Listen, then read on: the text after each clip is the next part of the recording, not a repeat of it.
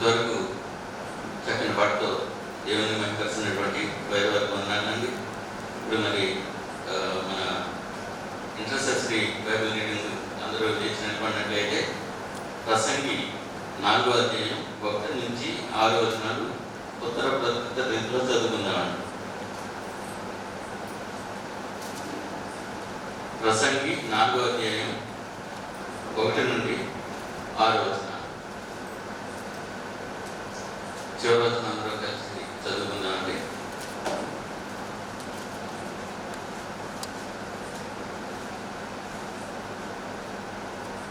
పిమ్మట సూర్యుని క్రింద జరుగు వివిధమైన అన్యాయ క్రియలను గురించి నేను యోచించుకుని బాధింపబడి వారు ఆదరించు దిక్కు లేక కన్నీటి విడుచుదురు.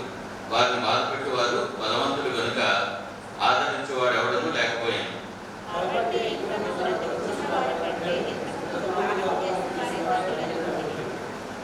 ఇంకను పుట్టని వారు సూర్యుని కింద జరుగు అన్యాయ పనులు చూసి నుండి ఉండని కేతువు చేత ఈ ఉభయుల కంటేను వారే ధన్యులను కొట్టిని.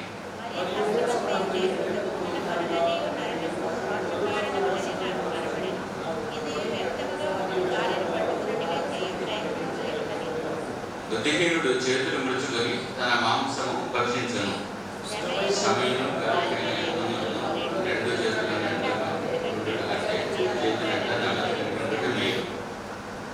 దేవుడి వాక్యాన్ని జీవించను గాక.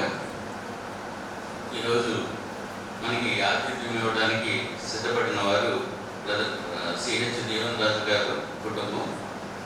మరి ఈరోజు ఏర్పరచబడినటువంటి పరిశుద్ధ పాఠ్యభాగం న్యాయాధిపతుల గ్రంథము 3వ అధ్యాయము 12 నుంచి 20 వచనాలు చదవాల్సిందిగా బ్రదర్ జీవన్ రాజు గారిని ఆహ్వానిస్తున్నాను.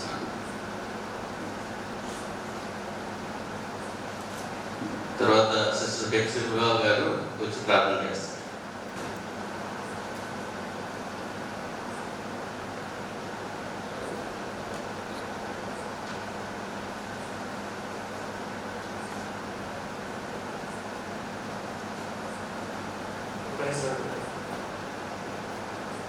ఇశ్రాయేలీయులు మరలా యెహోవా దృష్టికి దోషులయ్యే కనుక వారు యెహోవా దృష్టికి దోషులైనందున యెహోవా ఇశ్రాయేలీయులతో యుద్ధము చేయుటకు మోయాబు రాజైన ఎగ్లోనును బలపరిచాడు. అతడు అమ్మోనీయులను అమాలేకీయులను సమకూర్చుకొని పోయి ఇశ్రాయేలీయులను ఓడగొట్టి ఖర్జూర చెట్ల పట్టణము స్వాధీనపరుచుకున్నాడు. ఇశ్రాయేలు 18 సంవత్సరములు మోయాబు రాజులకు దాసులయ్యారు. ఇశ్రాయేలీయులు యెహోవాకు మొరపెట్టగా బెన్యామీనుడైన గైరా కుమారుడకు యెహోదును రక్షకుని వారి కొరకు నియమించాడు. అతడు ఎడమ చేతి పనివాడు. అతని చేతను ఇశ్రాయేలీయులు మోయాబు రాజైన ఎగ్లోనుకు కప్పము పంపగా యెహోదు 3 పొడవు గల 2 అంచుల కత్తిని చేయించుకొని తన వస్త్రంలో తన పొడ తొడ మీద దానిని పట్టుకొని ఆ కప్పము మోయాబు రాజైన ఎగ్లోనుకు తెచ్చాడు. ఆ ఎగ్లోను బహు స్థూలకాయుడు. యెహోదు ఆ కప్పము తెచ్చి ఇచ్చిన తరువాత కప్పము మోసిన జనులను వెళ్ళనంపి గిల్గాలు దగ్గర ఉన్న పెసిరిమోనత నుండి తిరిగి వచ్చి, రాజా, రహస్యమైన మాట ఒకటి నేను నీతో చెప్పవలనగా అతడు తన యొద్ద నిలిచిన వారందరూ వెనక్కులకి పోవు వరకు కూరుకోమని చెప్పాడు. యెహోదు అతని దగ్గరకు వచ్చినప్పుడు అతడు ఒక్కడే చల్లని మేడగదిలో కూర్చుండి ఉండాడు. యెహోదు నేను చెప్పవలసిన దేవుని మాట ఒకటి ఉన్నదని చెప్పగా అతడు తన పీఠము మీద నుండి లేచెను. ఈ పరిశుద్ధ వాక్యం దేవుని దీవించును.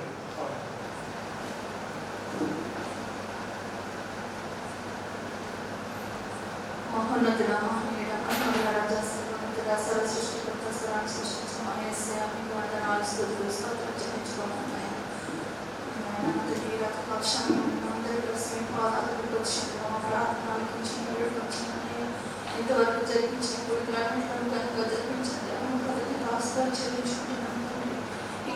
తీరవలసిన కోరికలన్నీ ప్రభావ మీరు మాతో మాట్లాడిన వేడుకుంటున్నాను. ఏసీఐ ఈరోజు జరగబోయే ప్రభావం ప్రార్థనంతట్లో మీరు తోడుకుంటూ నడిపించినవి కాదు మీరు మాతో మాట్లాడుతున్నారు. ఆ వాక్యంలో మేము హృదయంలో మీరు సరి చేసుకోవడానికి సహాయం చేయమని వేడుకుంటున్నాను. అందరి వాక్యం చెప్పుచున్న పాస్టర్ ప్రభావం ప్రభావాన్ని నా తల్లి పనులు వాడుకున్నాడు. తండ్రి రావాల్సిన బిడ్డలందరినీ సకాలంలో తోడుకున్నామని ప్రభావ ఇచ్చింది ప్రార్థన పాసంతి చేర్చుకొని ఆరాధన దగ్గర తోడుకుంటూ నైపుణ్యం వేసి శక్తిలో నమ్మకం ఉంచున్నాను.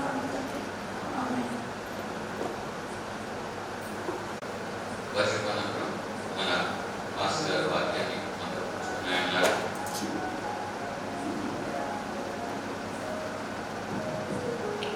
Praise the lord. దేవునికి స్తోత్రం. 10 నిమిషాలు మనం ప్రభుని ఆరాధించి ఆయన వాక్యం వినట కొరకు మన హృదయాల్ని మనం సిద్ధపరచుకుందాము.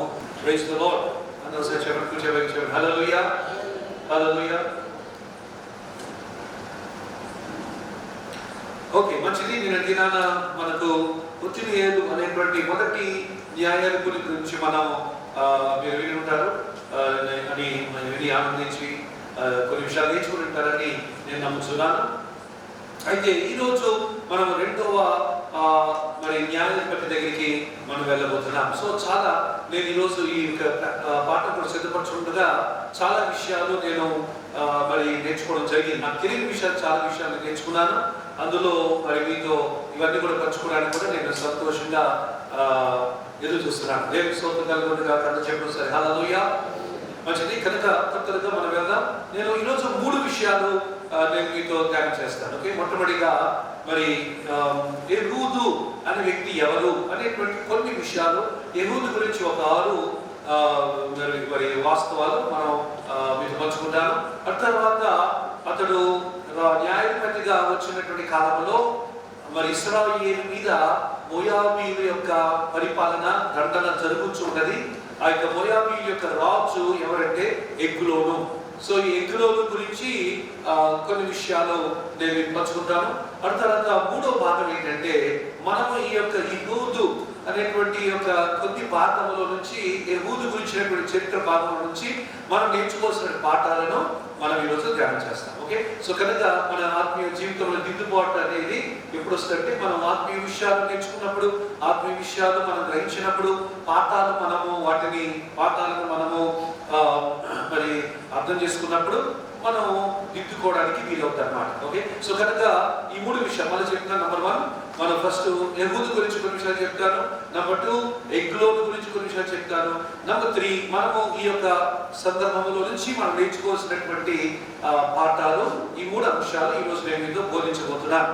నేను మన దినాన ఈ వీడియోస్ అన్ని ఎడిట్ చేస్తూ నేను ఆన్లైన్లో పెడతలేదు. సిరీస్ అంతా అయిపోయిన తర్వాత 40 days తర్వాత పెడతాను. ఓకే, అప్పుడు అందరూ కొంచెం వచ్చి లైవ్గా వింటే అది వేరు కదండి. స్క్రీన్లో తెరలో వినడం వేరు, లైవ్గా వినడం వేరు. అందుకని చూస్తున్నప్పుడు మొన్న ఒక ప్రసంగము 1:20 నిమిషాలు, మొన్న ఒక సెషను 1:30 వరకు వచ్చింది. ఇక నేను కట్ చేద్దామా అని అనుకుంటూ అసలు ఎక్కడ కట్ చేయడానికి వీలు లేనటువంటి సమాచారము అందులో ఉంది. అందుకని మీరు చాలా ధన్యులు. హల్లెలూయా చెప్పండి. ఆమేన్. సంతోషంగా చెప్పండి. హల్లెలూయా. ఎందుకు ధన్యులు అంటే చాలా సబ్జెక్టు లైఫ్లో మళ్ళా మనం న్యాయాధిపతి గ్రంథం ధ్యానం చేస్తామని నేను అనుకుంటున్నాను. చదువుకుంటారేమో వ్యక్తిగతంగా బైబిల్ క్రమంలో, కానీ ఈ విధంగా ధ్యానం చేసేటట్టుగా న్యాయాధిపతులు గ్రంథం ఇప్పుడు నేను చేసినట్టు ధ్యానాలు ఏ పుస్తకం అయినా సరే అటువంటి రీతులు మళ్ళా ఏ పుస్తకం అయినా సరే మనం అలా ధ్యానించకపోవచ్చు. అందుకని ధ్యానం చేసి టైంని మనం వాడుకొని సిద్ధులు పరుచుకొని నేర్చుకోవాల్సిన విషయాలు జాగ్రత్తగా నేర్చుకొని మనం వాటిని గుర్తించుకొని జీవితంలో అవలంబించుకుందాం. Okay, number 1. సో మొట్టమొదటిగా నేను 2 మాటలు చదవాలని నేను కోరుతున్నాను. దయచేసి రండి. ఈరోజు మన లేఖన భాగము 3వ అధ్యాయము 12 నుంచి మన లేఖన భాగము చివరి వరకు సమయాన్ని బట్టి మన యొక్క పెద్దలు, సంఘ పెద్దలు వారు సమయాన్ని బట్టి అవసరమైన బాధను బట్టి చదివిపిస్తున్నారు. కనుక ఒకసారి 12 వచ్చిన మరొకసారి చూద్దాం. ఇశ్రాయేలీయులు మళ్ళా యెహోవా దృష్టికి దోషులైన కనుక వారు యెహోవా దృష్టికి దోషులైనందున యెహోవా ఇశ్రాయేలుతో యుద్ధము చేయుటకు మోయాబు రాజైన ఎగ్లోనును బలపరచెను. అతడు అమ్మోనీయులను అమ్మోనీకీయులను సమకూర్చుకొని పోయి ఇశ్రాయేలును ఒడగొట్టి ఖర్జూర చెట్లు పట్టణము అనగా యెరికో పట్టణము స్వాధీనపరచుకొనెను. ఇశ్రాయేలీయులు 18 సంవత్సరములు, అది గుర్తుంచుకోవాలి. ఎన్ని సంవత్సరాలండి? ఓకే, సో ఇశ్రాయేలు ఎన్ని సంవత్సరాలు వారు ఈ యొక్క రాజు చేత వేధించబడ్డారంటే 18 సంవత్సరాలు. ఓకే, జాగ్రత్తగా ఫాలో అవ్వాలి. వెరీ సింపుల్ గా మీకు అంతకు అర్థమయ్యే టైపులో 3 భాగాలు చెప్తున్నాను. ఒకటి మొట్టమొదటిగా యెహూద్ అనే న్యాయాధిపతి గురించి చెప్తాను. రెండోది ఎగ్లోన్ అనే మోయాబు రాజు గురించి చెప్తాను. తర్వాత మరి మన నేర్చుకోవాల్సిన పాఠాల గురించి 12 పాఠాలు మీతో నేను ప్రస్తావిస్తాను. నేను మరోసారి చెప్పినది ఏంటంటే నేనే చాలా విషయాలు, నూతన విషయాలు నేను నేర్చుకోవడం జరిగింది. సో కనుక I'm really excited to share those new things with you all. Amen చెప్పండి, ఆమేన్. ఫైన్. నంబర్ 1 మొట్టమొదటిగా మనం చూసినట్లయితే అసలు యెహూదు అనేటువంటి పేరుకు అర్థం ఏమిటంటే ఒక్కటి అని అర్థం. ఓకే, ఒక్కటి. యెహూదు అంటే అర్థం ఏంటంటే 1. అంతేకాకుండా ఏమిటి, తనకున్నటువంటి యెహూదు అనేటువంటి పేరు అర్థం ఒకటి అనే అర్థం ఉన్న యెహూదు యొక్క జీవిత స్టేట్మెంట్ ఏమిటి, ఒక్కొక్కరు ఒక లైఫ్ స్టేట్మెంట్ ఉంటుంది. For example worship and word, ఇది నాకున్నటువంటి ఇతర కొన్ని ప్రాంతాల్లో నాకున్నటువంటి సాక్ష్యం. అలాగే మీకున్న సాక్ష్యం ఏంటంటే డైనమిజం, లేకపోతే మంచి గాయకులు గారు వచ్చి పాటలు పాడతారని, అలాగా మరి సుశ్రుతి గారు చాలా నడిపిస్తారని. ఓకే, అలా ఒకరిగా ఇది ఉన్నది మనందరికీ ఏదో ఒక చక్కని పేరు మనకు ఉన్నది.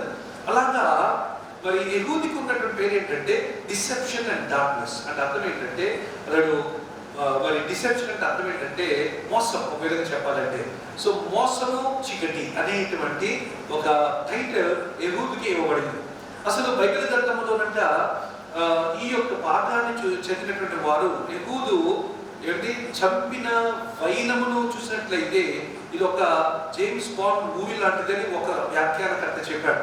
జేమ్స్ బాండ్ సినిమాలో సీన్ లా ఉందని ఒక ఆయన చెప్పాడు. ఎందుకు ఆయన ఏమన్నాడంటే బైబిల్లో ఇంత గ్రాఫిక్ మర్డర్స్, ఇంత భయంకరమైనటువంటి హత్యలు ఉన్నాయంటే అసలు అది ఎలా పెట్టి పరిశుద్ధ గ్రంథం ఎలా అవుతుందని ఒక ఆయన నమ్మికలే కాదు, అంటే అంత ఘోరమైనటువంటి హత్య ఈ అధ్యాయంలో ఈ భాగంలో మనం చూస్తాం. కనుక ఈ విధంగా చాలా చెప్పాలంటే ప్రసిద్ధి గాంచి చాలా కాలం మనం ఈ పేరు వినున్నాం, యెహూదు అనే పేరు వినున్నాం. కానీ ప్రభు రాకడ ఆలస్యమైతే, మనం ప్రభు చిత్తమైతే బైబిల్ గ్రంథం అంతటినీ కనీసం సంవత్సరానికి ఒకటి కాకపోయినా సంవత్సరానికి 2-3 పుస్తకాలైనా మనం ధ్యానం చేసుకొని బైబిల్ చదువుకోవడం చాలా అవసరం. పనిలో వెళ్ళిన తర్వాత బైబిల్ అక్కడ జ్ఞాపకార్థంగా ఉంటుంది, సోమనీయంగా ఉంటుంది తప్ప పనిలో వెళ్ళిన తర్వాత మన బైబిల్ మనకి అవసరము ఉండదు. మనం చేరిపోయి ఉంటాం, పనిలో చేరిపోయి ఉంటాం కనుక we don't need to study the Bible because the Lord Jesus will be there. Okay, వాక్యం శరీరధారి అయిన మన యేసయ్య వాక్యము, మన యేసయ్య ఉంటాడు కనుక ఇంకా వాక్యంతో మనకు పరలోకంలో పని ఉండదు. అందుకని అప్పుడు థ్రిల్లు వేరు, కానీ ఇప్పుడు థ్రిల్లు వేరు. ఏంటిది, బైబిల్లో ఉన్న మర్మాలు ఈ యొక్క భౌతిక దేహంలో మనం ఉన్నప్పుడు మనం తెలుసుకోవడం చాలా ఆశ్చర్యం అన్నమాట. అది చాలా అవసరము, చాలా అద్భుతమైన అనుభవం. ఓకే, మంచిది, సంతోషంగా చెప్పండి. సౌండ్ వినపడుతుంది, గట్టి చెప్పాలి. హల్లెలూయా, వెరీ గుడ్. సో కనుక యెహూదు అనేటువంటి ఆ యొక్క న్యాయాధిపతి రాకముందు ఇశ్రాయేలీలను జాగ్రత్తగా ఫాలో అవ్వాలను ఎవరు ఓడించి వారిని వేధిస్తున్నాడు? ఏ దేశస్తుడు? మోయాబు దేశం. గుర్తుంచుకోవాలి.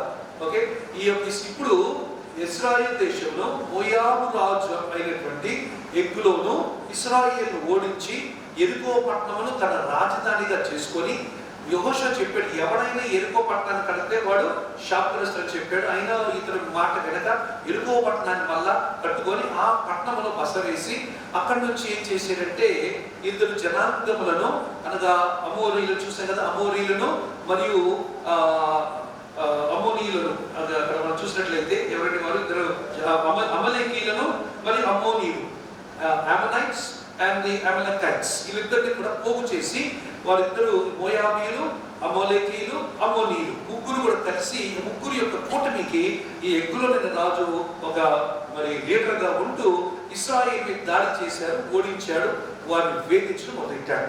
బైబిల్ మనం చూసినట్లు ఎన్ని సంవత్సరాలు వేధించారంటే ఇశ్రాయేల్ని? 18 సంవత్సరాలు. విచిత్రమైన సంగతి ఏంటంటే ఇన్ని సంవత్సరాలు వేధించబడటానికి ఇష్టపడ్డారు కానీ ఓకే వారు దేవుడికి మొరపెట్టడానికి మటుకు వారు ముందుకు రాలేకపోవడం అనేది ఆశ్చర్యం. శ్రమ వస్తున్న సూచనలు ఉండగానే మనం ఏం చేయాలి? దేవుడి దగ్గరికి రావాలి. శ్రమలు ఒకవేళ మనకు వస్తుంటే వెంటనే ప్రభు దగ్గరికి వచ్చేది, ప్రభు మన దేవుడి దగ్గరికి వచ్చి దేవాన్ని దేవుడి దగ్గర మనం కనిపెట్టి ప్రభుని అడగాలి. కానీ శ్రమ వస్తుంటే పర్లేదు చిన్న శ్రమలే అనుకొని మనం వదిలేసుకుంటాం. అది రాను ఏమైపోతుందంటే చాలా పెద్దదిగా. చిన్న ఉదాహరణ చెప్తాను. ఒకవేళ మరి ఆ కాళ్ళు తిమ్మిరెక్కుతున్నాయి కదా అందుకే కళ్ళు తిమ్మిరేనే అని వదిలేసుకుంటే వెళ్ళిపోయి అనుకోండి, జాబ్ చురుకులు ఏమైపోద్ది, కాళ్ళకు ప్రాబ్లం వస్తాయి. అలాగా ఒక తలనొప్పి వస్తున్నప్పుడు స్టార్ట్ అయినప్పుడే మనం స్పందించాలి. ఒకవేళ పర్లేదు చిన్న తలనొప్పిలే అని అనసినో మెట్టసినో ప్రోసినో వేసుకున్నంత మాత్రాన తలనొప్పి తగ్గకుండా తర్వాత ఇక తీవ్రంగా వెళ్ళిపోతే ఇక ఎంతో ఇంకా మామూలుగా తెలుగులో సామెత ఉంది కదా, దేనితో పోయేదానికి దేని వాడాల్సి వస్తుందంట, ఏమో దేనితో పోయేదానికి దేని వాడాల్సి వస్తుంది, గొడ్డలు వాడాల్సి వస్తుంది, గోరుతో పోయేదానికి గొడ్డలు వాడాల్సి వస్తుంది. రైట్. సో మీరు అదే పని చేశారు. ఒక 18 సంవత్సరాలు ఎలా మౌనంగా ఉన్నారు, శ్రమ పడుతూ వేధించబడుతూ కూడా మౌనంగా ఇచ్చేటారు. మన జీవితంలో కూడా శ్రమలు ఏరుతున్నప్పుడు, కష్టాలు ఏరుతున్నప్పుడు, ఇబ్బందులు ఏరుతున్నప్పుడు మనము గ్రహించి మనం స్పందించాలి. మౌనంగా ఊరుకుంటే ఏమి జరగదు.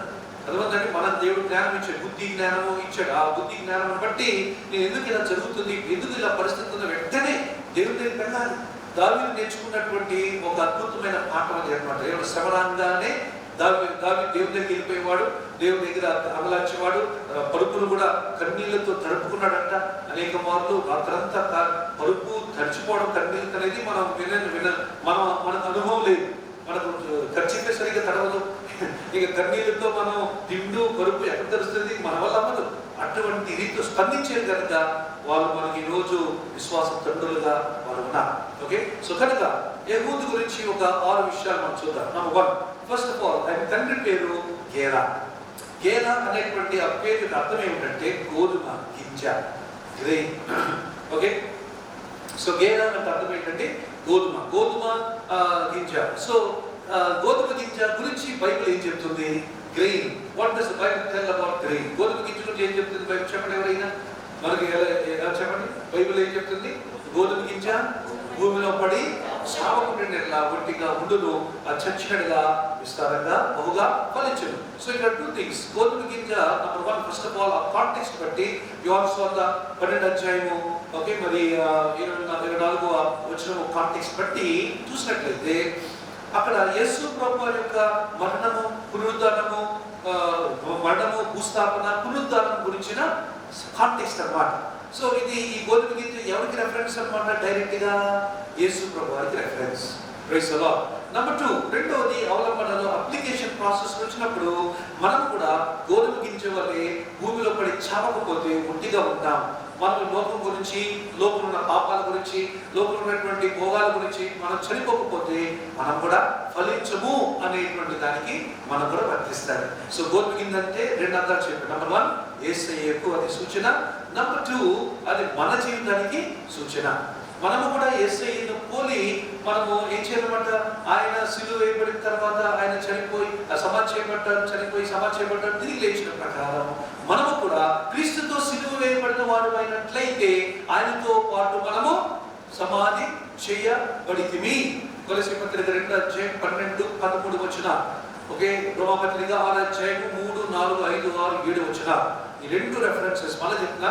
Colossians chapter 2 versus 12 and 13 and 14. కొలస్సీ 2, 12, 14 వచనాలు. అదేవిధంగా రోమాపత్రిక 6వ అధ్యాయము 3 నుంచి 7 వచనాలు అక్కడ చూస్తున్నాం అన్నమాట. సో బాప్టిజం అనేది యేసు ప్రభుతో సాదృశ్యం.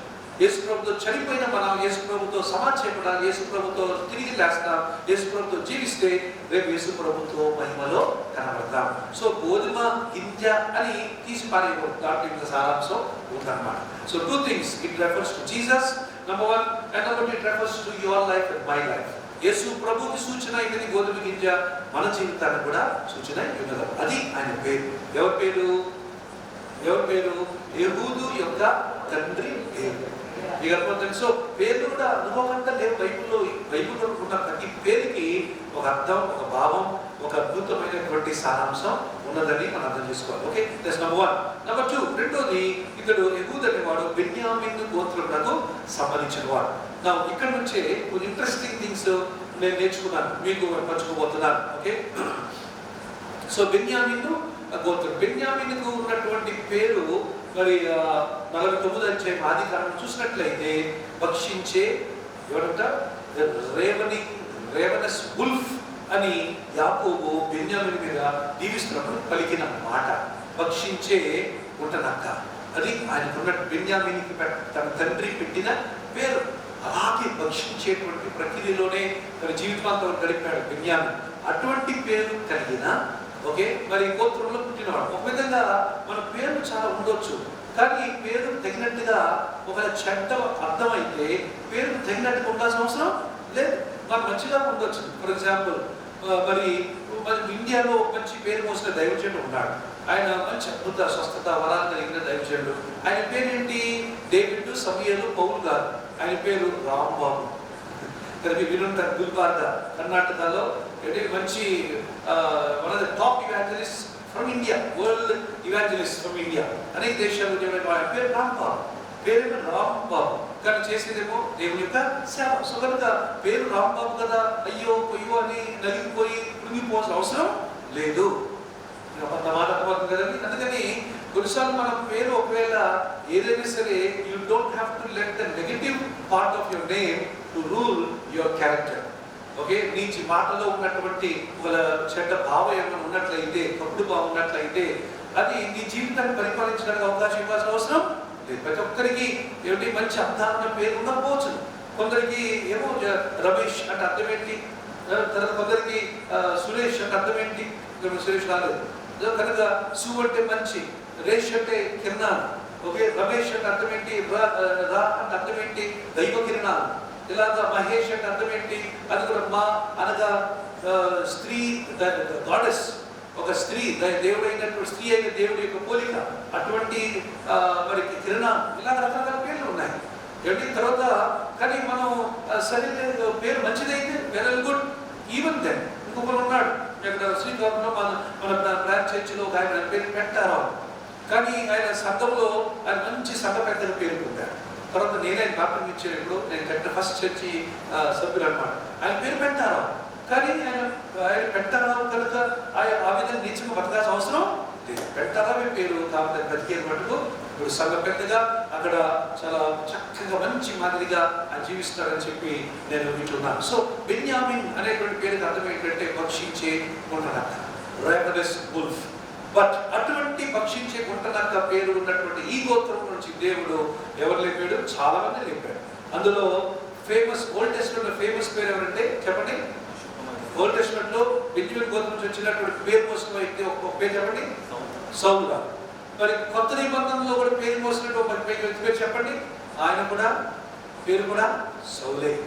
ఎవరు? Paul, apostle Paul. ఆయన హెబ్రీ పేరు సౌలు, గ్రీక్ వర్షన్ పౌలు. అంతేగాని సౌలు పౌలుగా మారడం కాదు. జీవితం మారాడు కనుక మనుషులు వాడతారు. బట్ పాల్ అండ్ సాల్ మీ ద సేమ్, పుట్టోడు అంటాం. సో కనుక అక్కడ సౌలే, ఇక్కడ సౌలే. వీళ్ళిద్దరు బెన్యామిన్ గోత్రానికి సంబంధించిన వారు. సో యెహూదు కూడా ఏ గోత్రానికి సంబంధించిన వాడండి? నేను ఎందుకు ఇంత వివరించానంటే అతను చేసి హత్య చేసిన విధానం చూస్తే అది కిరాతకమైన హత్య. అసలు మైండ్ బ్లోయింగ్ మర్డర్ అన్నమాట. Daring murder. అది చాలా భయంకరం. అంటే రేవను భక్షించే ఇదంటారు చూస్తారు. పేరు తగినట్టుగా ఆ క్యారెక్టర్ని అక్కడ ఆయన వాడినట్లుగా మనం చూస్తున్నాం.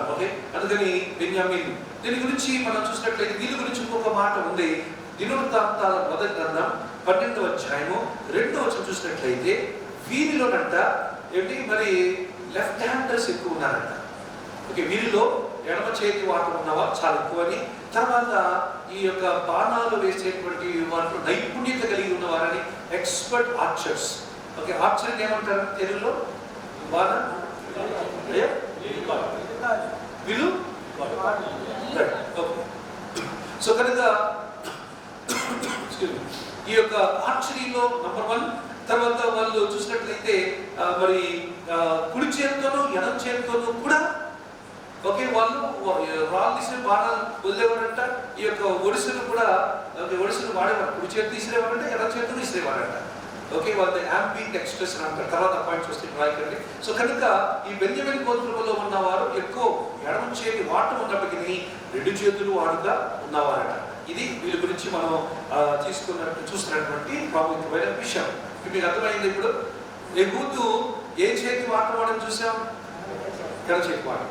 నేను అనుకున్నాను నిజమే కావాలి అనుకున్నాను, కానీ కాదు. దాని ఎడమ చేతి వాడాడు, కాకపోతే దాని వెనకానికి వస్తాను మర్మము. ఓకే, దాన్ని మనం చూద్దాం. నెంబర్ 3 లెఫ్ట్ హ్యాండెడ్ అని మనం చూస్తున్నాం.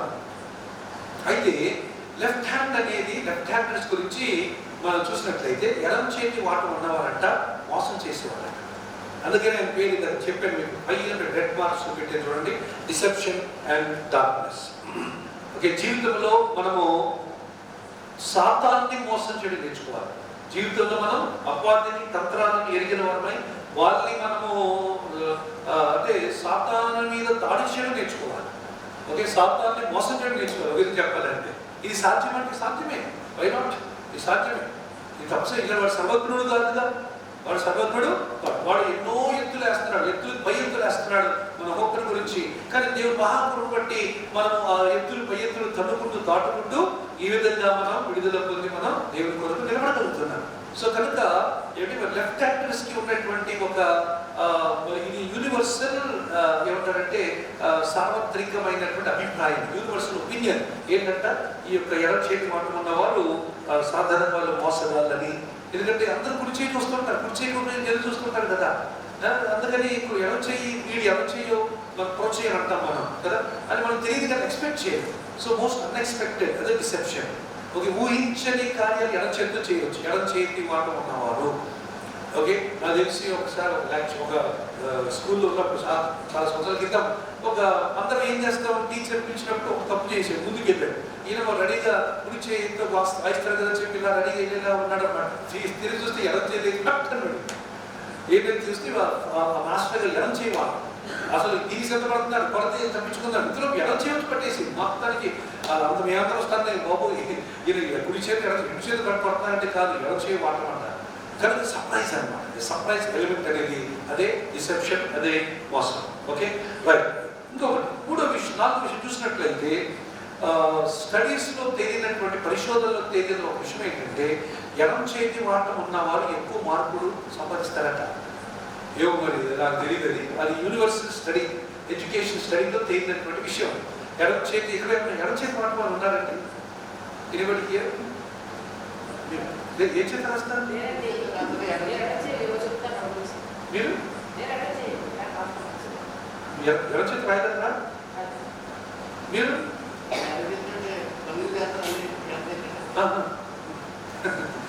అంటే ఇప్పుడు వెరీ గుడ్, మంచిది. మన దగ్గర ఇద్దరు ఎడమ చేతి మాట ఉన్నవారు, చాలా సంతోషం. ఇంకేమైనా ఉన్నారు? వెరీ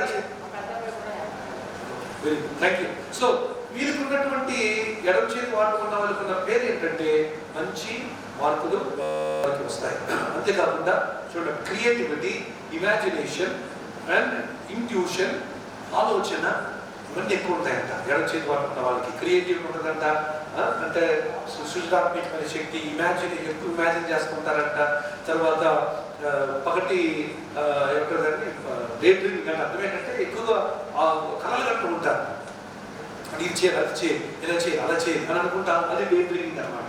తర్వాత 4వది ఏంటంటే ఇంట్యూషన్, అంటే వివేచన ఎక్కువ వివేచన ఉన్నవాళ్ళు ఎడమ చేతి వాటం ఉన్నవాళ్ళు. ఓకే, సో ఇది మనము లెఫ్ట్ హ్యాండెడ్ వ్యక్తులు. ఇప్పుడు ఈ వ్యక్తి ఎవరు అక్కడ చూస్తారు, నేను అందరూ చూస్తున్నా డౌట్, నాకు తెలియక స్కీమ్ మారిపోయిందేమో అని. ఓకే, ఎలాకెళ్తుందా, వెళ్ళిందా, ఇంకా ఉందా? వెళ్ళిపోయింది కదా, నేను నా విషయం. ఓకే, సో కనుక ఎక్కడున్నా మనం కట్టవుతుంది ఇదే సరే. సో కనుక ఎడమ చేతి వాటం ఉన్న వాళ్ళకు ఉన్నటువంటి ఇప్పుడు మనం ఎవరి గురించి ఇదంతా స్టడీ చేస్తున్నాం? ఈరోజు 3 అంశాలు చెప్తాను. నెంబర్ 1 ఈ రూల్ గురించి చెప్తాను. నెంబర్ 2 అప్పుడు మోయాబు రాజు అనే ఎగ్లోన్ గురించి చెప్తాను. నెంబర్ 3 మనం నేర్చుకోవాల్సిన ఆత్మీయ పాఠాల గురించి చెప్తాను. ఓకే, సో చాలా పెద్ద సబ్జెక్టు, త్వరగా వెళ్ళాలి. మరి ఎలుకలు చూస్తూ కూర్చుంటే నేను సబ్జెక్ట్ అవ్వదు. కనుక ఎలుకలు మాది మొగాలు చూడండి, అప్పుడు కొంచెం వెలికి లేకుండా వెళ్తాం. ఓకే, కూర్చోబెట్టి చెప్పాలి. హల్లెలూయా చెప్పండి, గట్టి చెప్పండి. మంచిది. సో ఇప్పుడు యెహూదు ఎటువంటి వాడు అండి చెప్పండి? యెహూదు ఎటువంటి వాడు? ఇప్పుడు విన్న సార్ 4 పాయింట్స్ పెట్టి ఎగువ ఎటువంటి వాడు ఎడమ చేతి వాటం ఉన్నవాడు అని సహజంగా మనందరం కూడా అనుకుంటున్నాం.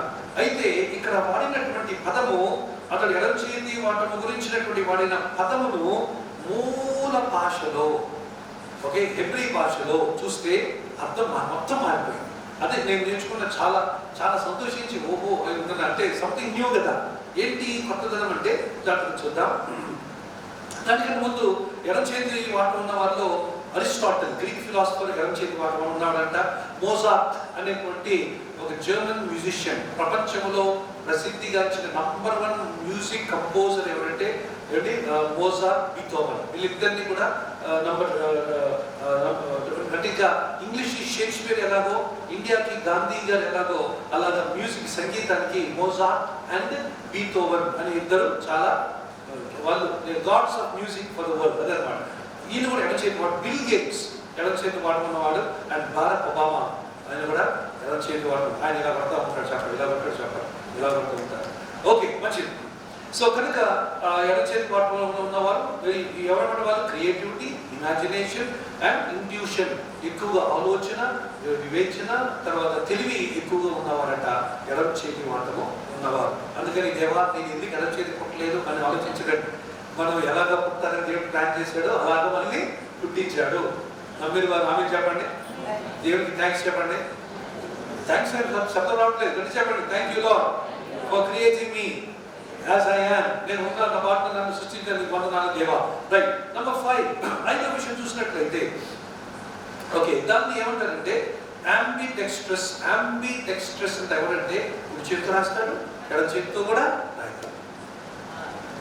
ఓకే, సో అంబిడెక్స్ట్రస్ అనే వాళ్ళు ఇది సాధారణంగా రైట్ హ్యాండర్స్ కి రాదు. ఎడమ చేతి వాటం ఉన్న వాళ్ళకే ఈ యొక్క ఇది వస్తుంది. ఇది ఎడమ చేతితో ఇలా సైమల్టేనియస్ కూడా రాయగలరు. ఇలా కాపీ కొట్టేస్తారట.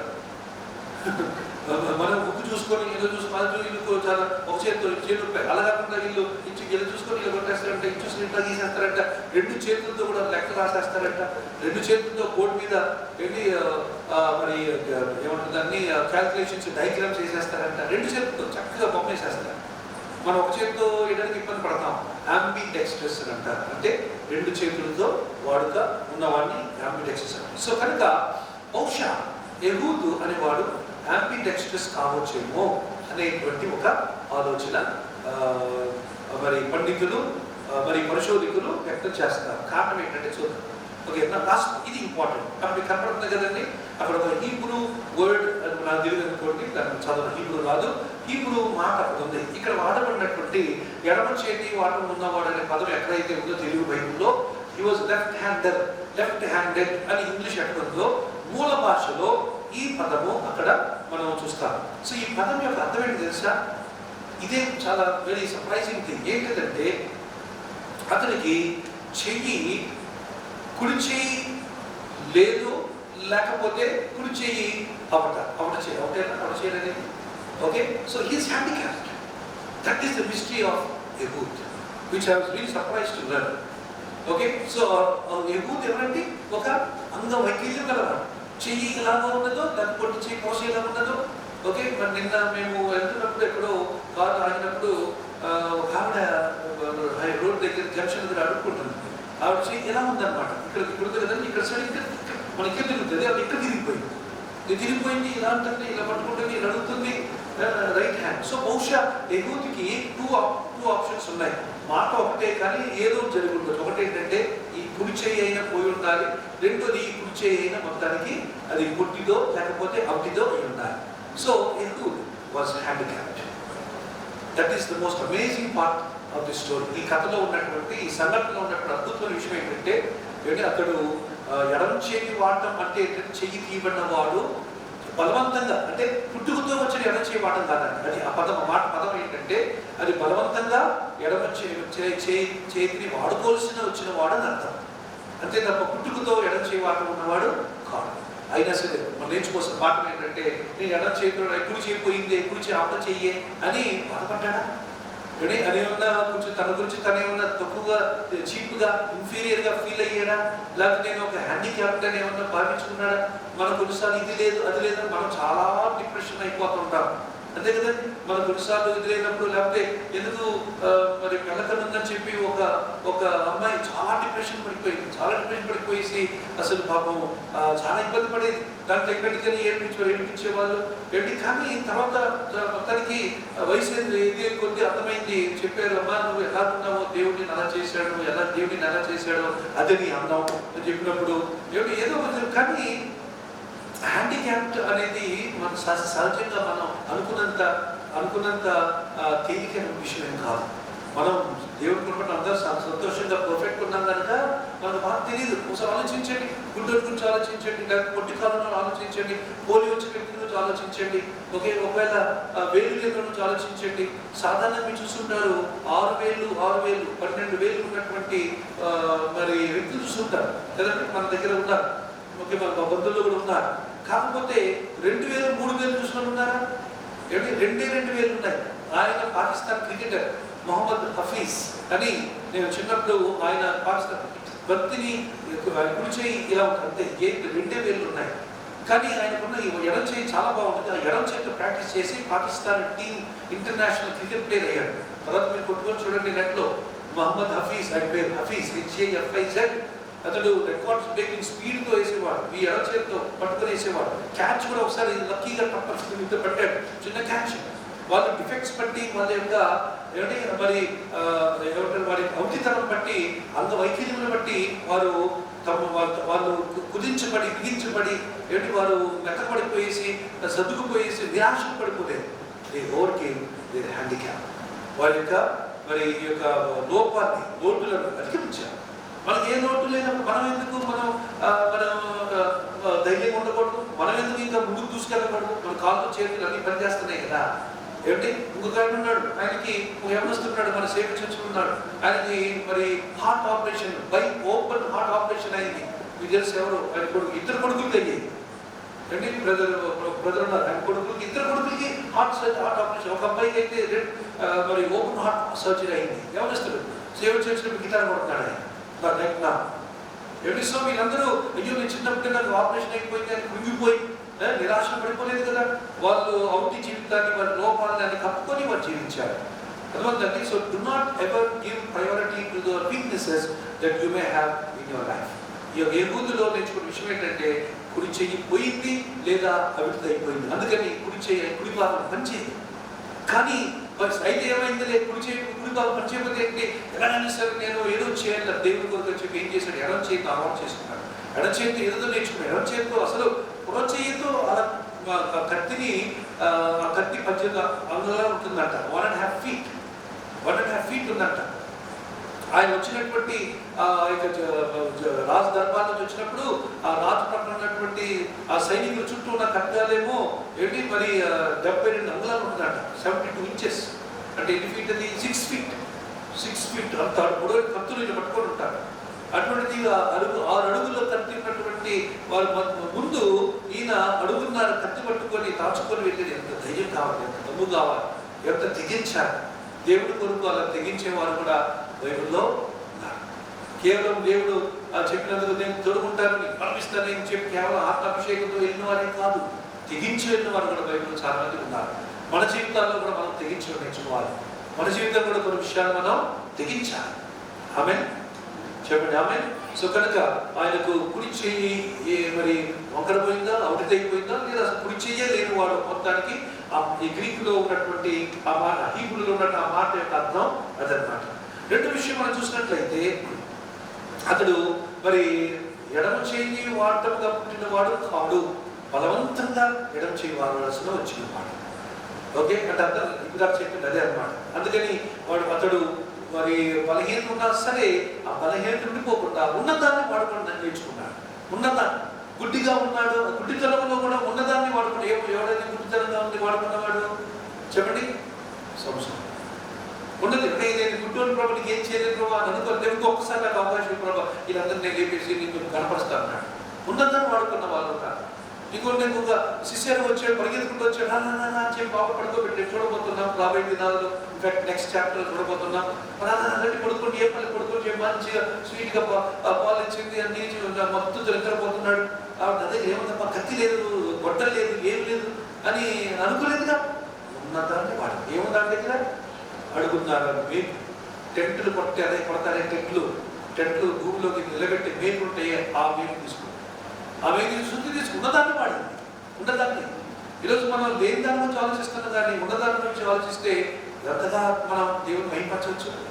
ఆలోచించండి. Why do think about what you don't have? Why don't you think about what you have? మనం ఉన్నదాన్ని వాడతాం. ఉన్నదాన్నే ఇప్పుడు నేను అన్నాను, కానీ దేవుడు నాతో మాట్లాడుతున్నాడు.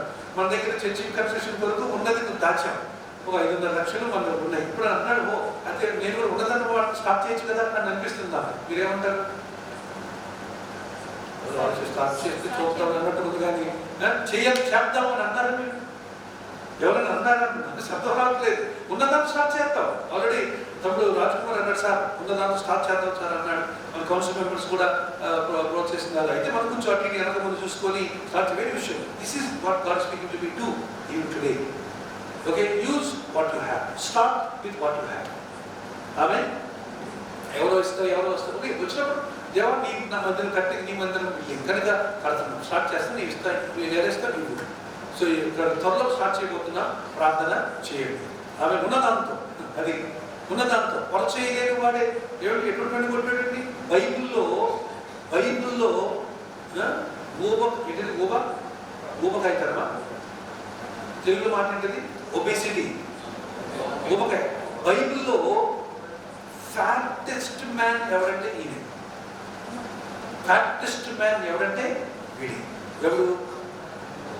ఎవరండి? ఎగ్లోన్ అనేటువంటి ఆ మోయాబీల రాజు. ఓకే, సో కనుక మరి ఈయన పొరచేయుడు ప్లస్ ఈయన అసలు హ్యాండిక్యాప్డ్. ఆలోచించండి, ఎంత రిస్క్, ఎంత ఛాలెంజ్ తీసుకున్నాడు, ఎంత తెగించే మనసు ఉన్నవాడు, ఎంత తెగించిన బుద్ధి ఉన్నవాడు. ఎగ్లోన్ బలం నుంచి ఎప్పుడు బాధపడదు. నీకున్న బలాన్ని వాడు, నీకున్న బలంనే వాడు. ఒక నీకు వచ్చిన బలము సూది దానం అనుకో, దాన్ని వాడదు. ఒక నీకు వచ్చినది టీ పొడి, పంచదార పాలు అనుకో, దాన్ని వాడకు. అలాగే టీ కొట్టు పెట్టినటువంటి వాడు ఇప్పుడు శ్రీకాకుళంలో పాస్టర్ పని చేస్తున్నాడు. నేను ఇక్కడ ఫస్ట్ చర్చ్ ఆయన పాస్టర్ ఉన్నదాన్ని వాడుకున్నాడు. టీ కొట్టు పెట్టాడు. శ్రీకాకుళంలో దయ్యాలన్నీ ఆయన వస్తే దాన్ని పరారైపోతాయి దయ్యాలు. ఆ విధంగా దేవుడిని వాడుకుంటున్నాడు. సో కనుక మిమ్మల్ని వాళ్ళ యెహూదులో నేర్చుకున్నాడు చూస్తున్నటువంటి 6 ప్రాముఖ్యమైన విషయాలు. నెక్స్ట్ రెండో పాయింట్లోకి వెళ్తాం. రెండో పాయింట్ ఎవరి గురించి చెప్పాను? ఎగ్లోన్. Very good. ఎగ్లోన్ దగ్గరికి వెళ్తాం. వీడు ఎగ్లోన్.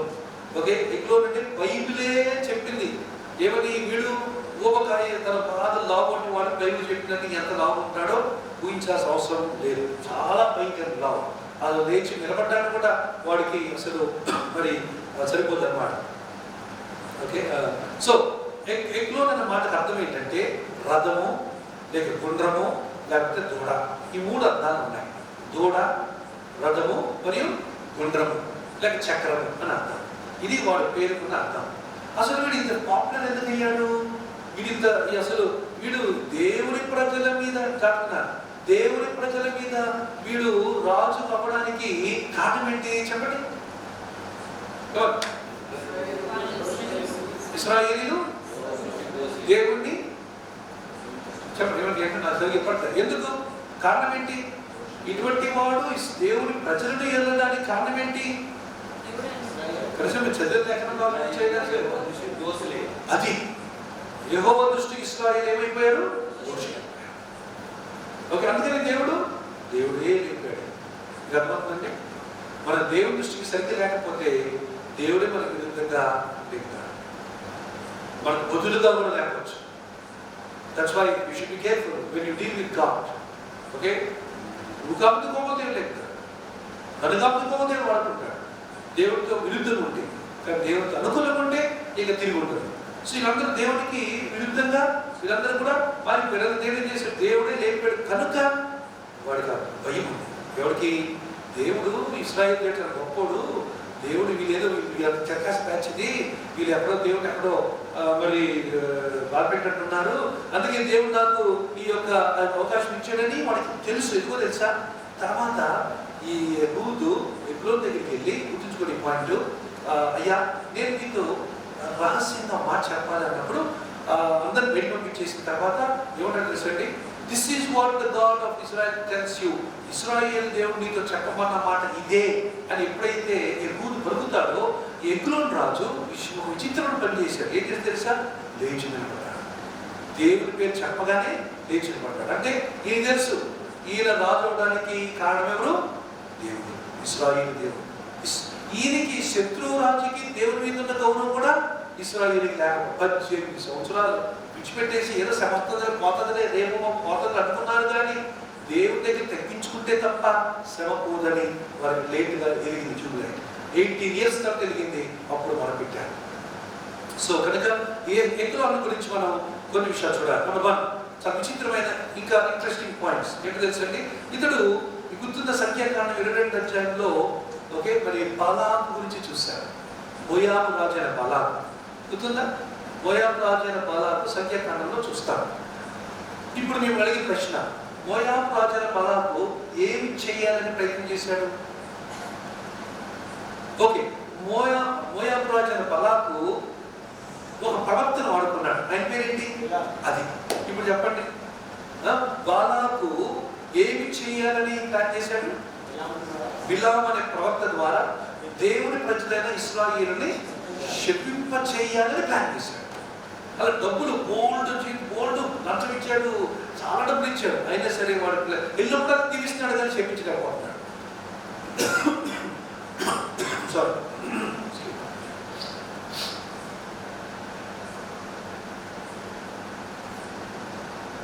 రైట్. ఓకే, గుర్తున్నాడు మీకు బలాము? ఓకే, సో బిలాము కాదు, ఎవరది? బాలాకు. సో బాలాకు యొక్క కుమారుడే ఈ యొక్క ఎగ్లోన్. He is the son of Balak, whom we find in Numbers 22. సంఖ్యాకాండం 22 ఇక్కడ చాలా ఇంట్రెస్టింగ్ ఫ్యాక్ట్ ఉంది. బైబిల్ మనం ఎప్పుడైనా చదవలేదు కానీ ఇవన్నీ తెలియదు, కానీ చరిత్ర మట్టుకు ఎంత అద్భుతం ఉంటుందంటే అసలు చాలా ఆశ్చర్యంగా, ఆనందంగా, సంతోషంగా ఉంటుంది. దేవుని స్తోత్రం చెప్పడానికి హల్లెలూయా. సో ఎగ్లోను అనేవాడు ఎవరి కొడుకండి? ఇశ్రాయేలు ప్రజలను శపించడానికి ఒక ప్రవక్తని వాడుకోవడానికి ప్రయత్నం చేయించినటువంటి రాజైన బాలాకు యొక్క కుమారుడు. బాలాకు ఇశ్రాయేలు శపించడానికి వాడుకున్న ప్రవక్త, వాడడానికి శపించడానికి ప్రయత్నం చేసిన దానికి వాడుకున్న ప్రవక్త పేరేంటిది? బిలాముకి దేవుడు బుద్ధి చెప్పింది ఎవరి ద్వారా? ఇంతసేపు కర్త ఎవరి ద్వారా? గాడిద ద్వారా. ఓకే, సో ఇప్పుడు ఇది ఆ యొక్క బాలాకు కుమారుడే ఈ యొక్క ఎగ్లోన్ అన్నమాట. Okay, next number 1. రెండో విషయం, ఈ ఎగ్లోన్ గురించి మనం చూస్తున్నాం. మనం ఆయన గురించి ఏం చూసాం బైబిల్ ఇక్కడ? అందుకని బైబిల్ ఒక పాయింట్ కాదు, బైబిల్ మొత్తం చదివితే, బైబిల్ అనుబంధ వాక్యం చదివితే అసలు బ్యూటిఫుల్ పిక్చర్ మనకు వస్తే అర్థమవుతుంది. లేకపోతే ఆ ఒక్క మాట పట్టుకుంటే చూడ ఆయన గురించి ఏముంది ఇక్కడ? ఏమి చెప్పిన అక్కడ ఇశ్రాయేలీయులు 18 సంవత్సరంలో మోయాబు రాజు అయిన ఎగ్లోను బలపరిచాను, అతడు అమ్మోనీలంతా పోగు చేశాడు. మోయాబు రాజు జస్ట్ సింపుల్గా, చాలా సింపుల్గా మనం ఉంటుంది, బట్ అర్థం కాదు. కాంటెక్స్ట్, హిస్టరీ చూడాలి. Bible is always justified, supported by history. Okay, Bible చరిత్ర ద్వారా అది నిర్ధారణ చేయబడింది. ఇంకే పుస్తకానికి అంత చరిత్ర బ్యాక్గ్రౌండ్ కానీ చరిత్ర బ్యాకప్ కానీ లేదు. Only Bible has such backup. రెండో విషయం, now this is a surprise thing. ఏంటంటే తెలుసా? రూత్కి ఆర్పాకి తండ్రి. రూత్ ఆర్పా ఇద్దరు అక్క చెల్లెలు. ఓకే, వాళ్ళు అక్క చెల్లెలు ముందు తెలుసు, కానీ ఈయన పిల్లలు ఈ రోజు నాకు తెలియదు. నేను వాళ్ళు దీన్ని వెరిఫై చేసుకుని చాలా సోర్స్ ఎదిగాను. ఎదిగిన తర్వాత షాక్డ్, అయ్యో ఎగ్లోను సొంత కూతురే రూత్. అంటే ఎగుతూ ఆ కోటలోకి వెళ్ళినప్పుడు చిన్నపిల్లగానో మొత్తానికి ఏదో వయసులో ఆ రాజకోటలో ఎవరున్నారు? రూత్ ఉంది, వాళ్ళ చెల్లైన ఓర్పా కూడా, సహోదరైన ఓర్పా కూడా ఉంది. So both Ruth and Orpah are sisters. వీళ్ళిద్దరు పెళ్లి చేసుకుని ఎవరు పిల్లలు పెళ్లి చేసుకున్నారు? ఇద్దరు రూత్ ఓర్పా. ఇంతసేపా కమన్ కరెక్ట్ అవ్వాలి. మీరు ఎక్కడో ఇంటికాడ పొయ్యి మీద పెట్టొచ్చి అని ఆలోచించుకోండి, అన్ని వండి పెట్టొచ్చి మా వారు తిన్నారు నేను ఆలోచించుకోండి. Okay, be here, think about now. చెప్పండి సార్.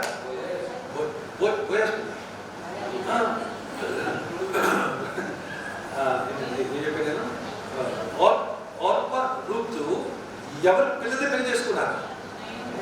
అయ్యో ఓకే, నయోమి పిల్లల్ని పెళ్లి చేసుకున్నారు. నయోమి పిల్లల్ని ఎవరిని గెహలోను మెహలో అంటే అన్నదమ్ములు చేసుకున్నారు. అందుకని ఏం చేస్తున్నారు, ఇద్దరు అన్నదమ్ములు కదా చెప్పి వీళ్ళు కూడా అక్క చెల్లి ఇచ్చారట. సాధారణ కొండ మార్పులు చూస్తాం కదా, కొండ మార్పులు నా తెలుగు నా శ్రమలు దానికి ఉన్నాయి. సో ఏ మార్పులు? కుండ మార్పులు చూస్తారు. కుండ మార్పులు అంటే ఏంటి? అక్క చెల్లెలు అన్న చెల్లెల్ని చేసుకోవాలి. కానీ ఇదేంటి, అన్నలు అక్కల్ని తమ్ముడు చెల్లి చేసుకోవాలి. అలా జరిగింది. సో కానీ ఇప్పుడు ఏమైపోయింది, అసలు వీళ్ళు యెహూదు ఇప్పుడు ఇక్కడ 3వ అధ్యాయము 12వ వచనం నుంచి జరుగుతున్న సారాంశమంతా జరుగుతూ ఉండగా, ఓకే, అక్కడ రాజదర్బార్లో ఎవరున్నారు? చిన్నపిల్లలు గానో ఎవరి పిల్లలు గానో టీనేజ్లోనో ఎవరున్నారండి? రూతు ఉంది, తర్వాత ఓర్పా కూడా ఉంది. ఓకే, అది ఇంట్రెస్టింగ్, ఆలోచించేది వెరీ ఇంట్రెస్టింగ్ కదా. నేను చాలా ఆశ్చర్యపోయినాను. దీని కనెక్షన్ ఎప్పుడు మనకు లేదు. Bible is so beautiful, connected with everything. అందుకే బైబిల్ ఎక్కడ తేడా కానీ ఏం కూడా రైట్. ఇది దీనికి ఆధారం ఒక 2 రాశాను. తాల్ముడ్ అంటే ఏంటంటే పాత నిబంధన. ఓకే, మరి ఏమిటంటే హెబ్రీ భాషలో ఉన్న పాత నిబంధన తాల్ముడ్ అని అంటారు. తోరా అంటే అర్థం ఏంటంటే పంచగ్రంథాలు, హెబ్రీ భాషలో ఉన్న పంచగ్రంథాలని తోరా అని అంటారు. సో తాల్ముడ్ అంటే అర్థం ఏంటి? మిగతా పంచగ్రంథాలు కాకుండా మిగతా పుస్తకాలు ఉన్నాయి, ప్రవక్తలు పుస్తకాలు ఇవన్నీ కూడా కలిపి వాటికి ఉన్న పేరు ఏంటంటే తాల్ముడ్ అంటారు. తాల్ముడ్ అనేటువంటి ఆ యొక్క సంప్రదాయ ప్రకారం. రెండోది మిద్రాష్ అనేటువంటి మరొక హెబ్రీల సంప్రదాయం, ఒక లెజెండ్, ఒక సంప్రదాయం ఉంది. ఆ రెండింటి ప్రకారము ఇక చాలా ఆధారాలు ఉన్నాయి, కానీ ఈ రెండే నేను తీసుకున్నాను, లేదా మన అర్థమవుతుంది. ఒక ఈ రెండింటి ప్రకారము వాళ్ళిద్దరు కూడా అక్క చెల్లెలని, రెండోది వాళ్ళిద్దరు కూడా మరి ఎగ్లోన్ యొక్క కుమార్తెలని మనకు అర్థమవుతుంది. రుజువు అయింది. అంటే సో రూతు మరి వాళ్ళు కొంతకాలం ఎక్కడ ఉన్నారు? ఎరుకలో ఉన్నారు. చిన్న వయసులో టీనేజ్ అప్పుడు ఎరుకలో ఉన్నారు. ఎరుక ఎక్కడ ఉంది? మోయాబులో ఉందా? ఇశ్రాయేల్లో ఉందా? ఇప్పుడు ఎగ్లోను ఏ దేశానికి రాజు? చలో, ఎగ్లోను ఏ దేశానికి రాజు? మోయాబు. సో ఇప్పుడు మరి మోయాబు రాజు ఎక్కడ కట్టుకున్నాడు కోట? ఎరుకలో కట్టు. ఎరుక ఎక్కడుంది? మోయాబు దేశంలో ఉందా? ఇశ్రాయేల్ దేశంలో ఉందా? అంటే ఏమైంది? ఏమని చూసాను? దేవుడు వారికి అప్పగించాడు. అర్థమండి. అందుకని ఎవరైనా ఎగ్లోను తన యొక్క రాజధానిని మోయాబు సామ్రాజ్యం రాజధాని తీసుకొచ్చి ఎరుకోలో పెట్టాడు. ఇశ్రాయేలీకి మండిపోతా ఉంది. ఇప్పుడు పాకిస్తాన్ నుండి వచ్చి మరి రాజధానిని విశాఖపట్నం ఊరుకుంటాం మనం. అసలు సమస్య లేదు. ఎందుకు అసలు మనం తట్టుకోలేము అటువంటి పరిస్థితి అనమాట. అందుకని ఎలాగైనా సరే వీడిని అంతేకాకుండా గప్చుకున్నాడా? వేధించడం ఉంటాడు. ఇది దేవుడు వీళ్ళకి ఇశ్రాయేలు బుద్ధి చెప్పాలి కనుక దేవుడు దాన్ని అనుమతించాడు. ఓకే, సో ఇది మనం చూడాల్సిన 2 విషయం. సో నెంబర్ 1, ఈ ఎగ్లోని ఎవరికి కుమారుడు చెప్పండి? అయ్యా, బాలాక్ యొక్క కుమారుడు. బాలాక్ ఎవరు చెప్పండి? కన్ఫ్యూజ్ అవ్వద్దు. సింపుల్ స్టోరీ, అంటే వెరీ సింపుల్ స్టోరీ. అందుకనే నేను రోజుకు ఒక పేరు గురించి ధ్యానం చేస్తాను. అన్ని పేరు వస్తే ధ్యానం ఇక్కడ మనం దొరకం. బాలాకు ఏ దేశం రాజు? బాలాకు గురించి ఎక్కడ చూస్తాం మనం? పంచగ్రంథాల్లో ఏ పుస్తకాలు చూస్తాం? ఎన్ని అధ్యాయము? అది 2+2 ఎంత? అంత సింపుల్ గా అడుగుతున్నారు మీరు, అయినా ఇబ్బంది పడకండి. నెంబర్ 3, 3వ విషయం, ఎగ్లో చూడాల్సిన 3వ విషయం మనం గమనించినట్లయితే, ఓకే, మరి ఈ ఎగ్లోను ఏం చేశాడంటే మోయాబు రాజు అయి ఉండి తన యొక్క స్నేహితులైనటువంటి అమోనీయులను తర్వాత అమలేకీయులను కూడా కలుపుకొని ఒక కూటమి, 3 జనాంతర కూటమి ఇశ్రాయేలు మీద గంతెత్తి ఎన్ని సంవత్సరాలు వేధించారు? 18 years. ఓకే, 3 శక్తులు. సో ఇప్పుడు ఇంకో విషయం జాగ్రత్తగా ఫాలో అవ్వాలి. మనం బైబిల్ స్టూడెంట్స్గా మనం జీవితాంతం ఉంటాం విషయం మర్చిపోకండి. నేను బైబిల్ స్టూడెంట్ కాదండి, నేను దాటిపోయానండి, అది గ్రాడ్యుయేట్ అండి అనేవాళ్ళు ఈ భూలోకంలో ఉండాల్సిన అవసరం లేదు. ఎందుకంటే అటువంటి వాళ్ళు ఎవరు ఉండలేరు. చనిపోయేంత వరకు నేర్చుకుంటూ ఉండడమే బైబిల్లో బోర్డు నేర్చుకోవడానికి. ఆమె సో కనుక ఈ 3 ఒక చిన్న జనరల్ బైబిల్ నాలెడ్జ్ క్వశ్చన్ అడుగుతా, వినండి. మోయాబు ఎవరి కుమారుడు? మోయాబు ఎవరి కుమారుడు? మోయాబు మరియు అమోను ఇద్దరు ఎవరు కొడుకు కుమారులు? లోతు. విచిత్రం ఏంటంటే మోయాబు అనే ఈ యొక్క పితరుడు అబ్బాయి లోతుకి ఒక వరుసలో కొడుకు, ఇంకో వరుసలో మనము. అంతే కదా, రైట్? లోతుకి మోయాబు ఎటువంటి వాడు? ఒక వరుసలో సత్తు కొడుకే, ఇంకో వరుసలో కూతురు కొడుకు మనము. అంటే ఎంత గజిబిజి ధర్మో జనాంగమో ఆలోచించాలి. Most filthy group of people, generation of people. వాళ్ళ దగ్గర నుంచి ఏమొస్తుంది? అంటే చెత్తతో ఉన్న కుటీలో చెత్త రాక బంగారం బయటపడుతుందా? అంతే కదా, చెత్త కుటీలో ఏమొస్తుంది అంటే బంగారం వస్తే చెత్త వస్తుందా? చెత్తే వస్తుంది. అలాగా అందుకని ఈ గుణాలు అక్కడ నుంచి వచ్చినాయి అన్నమాట. ఇది శపించబడినటువంటి జనాంగం. ఓకే, అందుకని ఈ శపించబడిన జనాంగం వలన ఇశ్రాయేలుకి ఎప్పటికీ కూడా ఏమిటి మరి బాధ, వేదన, శ్రమ అనేది వస్తూనే ఉన్నట్లుగా మనము గ్రహించాలి. ఓకే, సో కనుక ఎగ్లోను ఏం చేశాడు? తన రాజ్యమైన మోయాబు రాజ్యాన్ని అమలేకీయులతోనూ అమోనీయులతోనూ కూడా కలుపుకొని ముగ్గురుగా కలిసి త్రిముఖముగా ఇశ్రాయేలును వేధించడం మొదటి. నెంబర్ 3, 4వ విషయం చూసినట్లయితే వారు బెన్యామీను నివాసం ఉంటున్నటువంటి ఆ ప్రాంతం అంతటిని కూడా అక్కడ ఎరుకో ఉంటుంది, అక్కడ వారు దాడి చేసినట్లుగా 4వ విషయం చూస్తున్నాం. అక్కడ 12 నుంచి 14 వచ్చిన చూసినట్లయితే ఓకే, ఏ పట్టణం అది? ఖర్జూరా. ఏ పట్టణం ఉందండి అక్కడ? ఏ పట్టణం పట్టుకున్నారంటే వాళ్ళు? ఖర్జూర చెట్ల పట్టణము. ఖర్జూర చెట్ల పట్టణం అంటే ఏ పట్టణం అది? జెరికో. బైబిల్ ప్రకారము యెహోషువ చెప్పాడు, ఈ పట్టణం ఎవడు కట్టినా వాడు శాపగ్రస్తమన్నాడు. అర్థమైందా? శాపం వచ్చిందా లేదా? ఆ పట్టణం కట్టొద్దన్నాడు, కట్టాడు, ఎగ్లోను కట్టాడు, మళ్ళీ కట్టాడు, రాజధానిగా చేసుకున్నాడు. అందుకని ఏమొచ్చింది? శాపం వచ్చిందా లేదా? ఎంత భయంకరమైన చావు, ఎంత దరిద్రమైన చావు. అసలు చాలా దారుణం. ఎవరిది? ఎగ్లోను. ఎందుకంటే దేవుడు చెప్పిన మాట ఒకసారి చెప్తాడు, వినాలి. దేవుడు ఒకసారి మాట చెప్పిన తర్వాత కూడా మనం వినకపోతే పరిస్థితులు వేరే ఉంటాయి. పరిస్థితులు ముగింపులు చాలా తేడాగా ఉంటాయి. దేవుడు చెప్పినప్పుడు వినాలి. Don't go against what God commands. దేవుడు ఆదేశించిన దానికి విరుద్ధంగా ఎప్పుడు కూడా మనం వెళ్ళదు. దేవుడు నో అన్నాడు, నో. దేవుడు వద్దన్నాడు, వద్దు. దేవుడు వెళ్ళొద్దన్నాడా, వెళ్ళొద్దు. దేవుడు మనం సరే ఏమో ప్రభు ఎందుకు వెళ్ళాలి, నీకు ఆయన అడిగితే వేసి దేవుడు వెళ్ళమంటాడు తప్ప దేవుడు ఆపడు. So very very careful. ఇది మనము చూస్తున్న 5వ విషయం. 6వ విషయము ఎగ్లోన్ గురించి 6వ విషయం చూసినట్లయితే ఎరికో పట్టణాన్ని తిరిగి కట్టిన వాడుగా మనం చూస్తున్నాం. చెప్పారు. నెంబర్ 6. నెంబర్ 7, 7వ విషయం చూసినట్లయితే వాడు ఇశ్రాయేలు 18 సంవత్సరాలు వేధించినట్లుగా మనం చూస్తున్నాము. ఆ తర్వాత బహు అవమానకరమైన రీతిలో ఓడించబడ్డాడు. భయంకరమైన రీతిలో. దానికి ఇచ్చిన అవమానం ఎక్కడ కూడా ఉండదు. ఎంత అవమానము! వాడు చాలా లావంట, ఉపకరంతో ఉన్న బాధపడతాడు. అంటే ఉన్నవాడు very fat fellow, okay, very healthy fellow. లేచి నిలబడతాను కూడా దేవుడి పేరు చెప్పినప్పుడు మనకు లేచి నిలబడ్డాడు. అంటే దేవుడు నాకు భయం ఉన్నాడు. ఇశ్రాయేలు దేవుడు అంటే భయం ఉన్నాడు. ఏమిటి మరి నిజంగా దేవుడు తగ్గించుకొని, దేవుని తగ్గించుకొని గర్వపడకుండా ఉన్నట్టు బాగుండేది. వాడు అచ్చయపడ్డాడు, చాలా గర్వపడ్డాడు. కనుక దేవుడు ఇశ్రాయేలుకి నేర్పాల్సిన పాఠం నేర్పాడు. దాని వినండి, దేవుడు నేర్పాల్సిన పాఠం నేర్పాడు. తర్వాత ఆ పాఠాన్ని ఇశ్రాయేలు నేర్చుకున్నారు. వెనక్కి తిరిగే కనుక దేవుడు వారిని క్షమించాడు.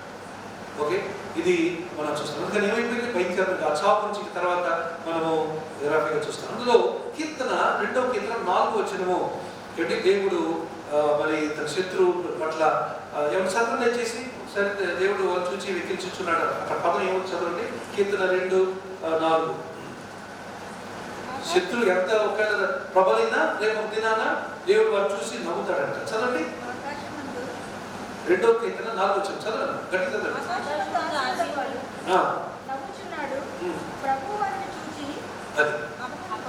దేవుడు వాళ్ళని చూసి ఏం చేస్తాడు? 2 విషయాలు చేస్తాడు. ఒకటి ఏం చేస్తాడంట? నవ్వుచున్నాడు. 2 ఏం చేస్తాడంట? చూడండి, వీళ్ళు పొడిచినప్పుడు ఏమండి ఎగుదు వచ్చి పొడుస్తాడు కదా. పొడిచినప్పుడు ఏమో తెలుసండి, బయటలో నుంచి అంటే అక్కడ ఉన్న భాషను చదివితే నెంబర్ 2 వచ్చేసిందంట. కడుపులో నుంచి బయటకు వచ్చిందంట. అంటే ఇంకో విషయం తెలుసండి, మోస్ట్ ఇంట్రెస్టింగ్, నేను చాలా ఇంట్రెస్టింగ్ థింగ్స్ ఉన్నాయి ఇది చెప్పాను మీకు. ఇంకోటి ఏంటంటే మరి ఇతన్ని ఎక్కడ చంపాడు అనుకుంటున్నారు? మేడ మీద చల్లగా అన్నారు కదా. దాని మూలం చూసినట్లయితే ఎక్కడ ఉంటుందంటే ఈజ్ ద లెట్రిన్, టాయిలెట్లో ఉన్నాడు టైంకి. టాయిలెట్లో ఉన్నటువంటి వ్యక్తిని చంపాడు. టాయిలెట్లో ఉన్నాడు లెక్క చేయగలడు. వెళ్ళేసి అక్కడ ఆయన అందుకనే లేచాడు. అందరూ మాట ఉంది కదా అక్కడ, దేవుడి పేరు చెప్పగానే వాడు లేచి నిలబడ్డాడు. ఇప్పుడు ఈ got from his toilet seat. Time దొరికింది, అవకాశం దొరికింది, వేసి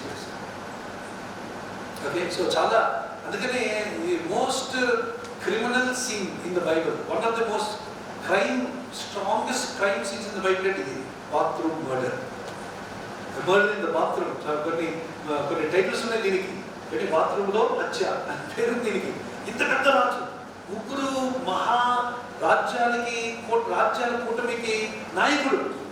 అతడు ఎటువంటి చావు చచ్చాడు చూడు, బాత్రూంలో చావు చచ్చాడు. కడుపులో పొడిస్తేనంట, కొవ్వు వచ్చిందంట. తర్వాత మీరు చూసినట్లయితే అక్కడ బయటకి ఏమొచ్చింది అంటే మోషన్ వచ్చేసింది బయట. ఎంత దరిద్రం ఉంటున్నారు అసలు. ఇక అందుకే కత్తి తీసుకోకుండా కత్తి వదిలేసి బయటకు వస్తే మిగతా దాంతో వచ్చేటప్పుడు చాలా భయంకర చావు చచ్చాడు. దేవుడు చూసి చెప్పండి, దేవుడు చూసి ultimately who had the last laugh అంటే చివరికి ఎవరు నవ్వారండి? శత్రువు నవ్వలే. ఎవరు నవ్వారు? దేవుడు నవ్వారు. మనం అడుగుతాం, దేవా నా జీవితంలో నా శత్రువు ఎవరైతే ఉన్నారో, అది శత్రువు మనిషి కాదు, నన్ను వేధిస్తున్న పరిస్థితులు ఏమైతే ఉన్నావో వాటిని చూసి నవ్వగలిగే దేవుడవు నీవు ఉన్నావు. ఆమె చెప్పండి, ఆమె. మన దేవుడు మన పరిస్థితులు చూచి మరి సంతోషించబడు కాదు, మన పరిస్థితులను ఓడించి మన శత్రువును అతడు అవమానపరచడం వలన నవ్వేటువంటి దేవుడు మన దేవుడు. హల్లెలూయా. సో ఇది మనం గుర్తుంచుకోవాలి. రెండు ఇంకోటి చూసామా? 4వ వచనంలో ఏమని చూసాం? చూచి ఆకాశం వాడు ఏం చేస్తున్నాడు? చూచి నవ్వుచున్నాడు. రెండోది అపహాసం చేస్తున్నాడు, అంటే ఎక్కిరిస్తున్నాడు దేవుడు. దీనికి ఇచ్చిన ఎక్కిరి మీకు ఎక్కడ చెప్పండి? పాత్రలో చచ్చిపోయాడు. భయంకరమైనటువంటి అన్ని మోషన్ గీషన్ అన్నీ బయటకు వచ్చాయట. దాని నుంచి ఇంకా అవమానం ఎక్కడుంది? చాలా భయంకరమైన చావు చచ్చాడు. దేవుడి ప్రజలు అంత బాధ పెట్టాడు, దేవుడి ప్రజలు అంత వేధించాడు. అందుకని అటువంటి మరణము అతడు వర్ణించలేదు. ఓకే, ఇప్పుడు పాఠాల్లోకి వస్తున్నాం. ఈ పాఠంలోకి రాకముందు ఓకే, ఇప్పుడు కొంచెం ముగింపులోకి మనం వెళ్ళకముందు చూడండి ఒకసారి 16వ వచనం రండి. యెహూదు 3వ అధ్యాయము, న్యాయాధిపతులు 3వ అధ్యాయం 16వ వచనం.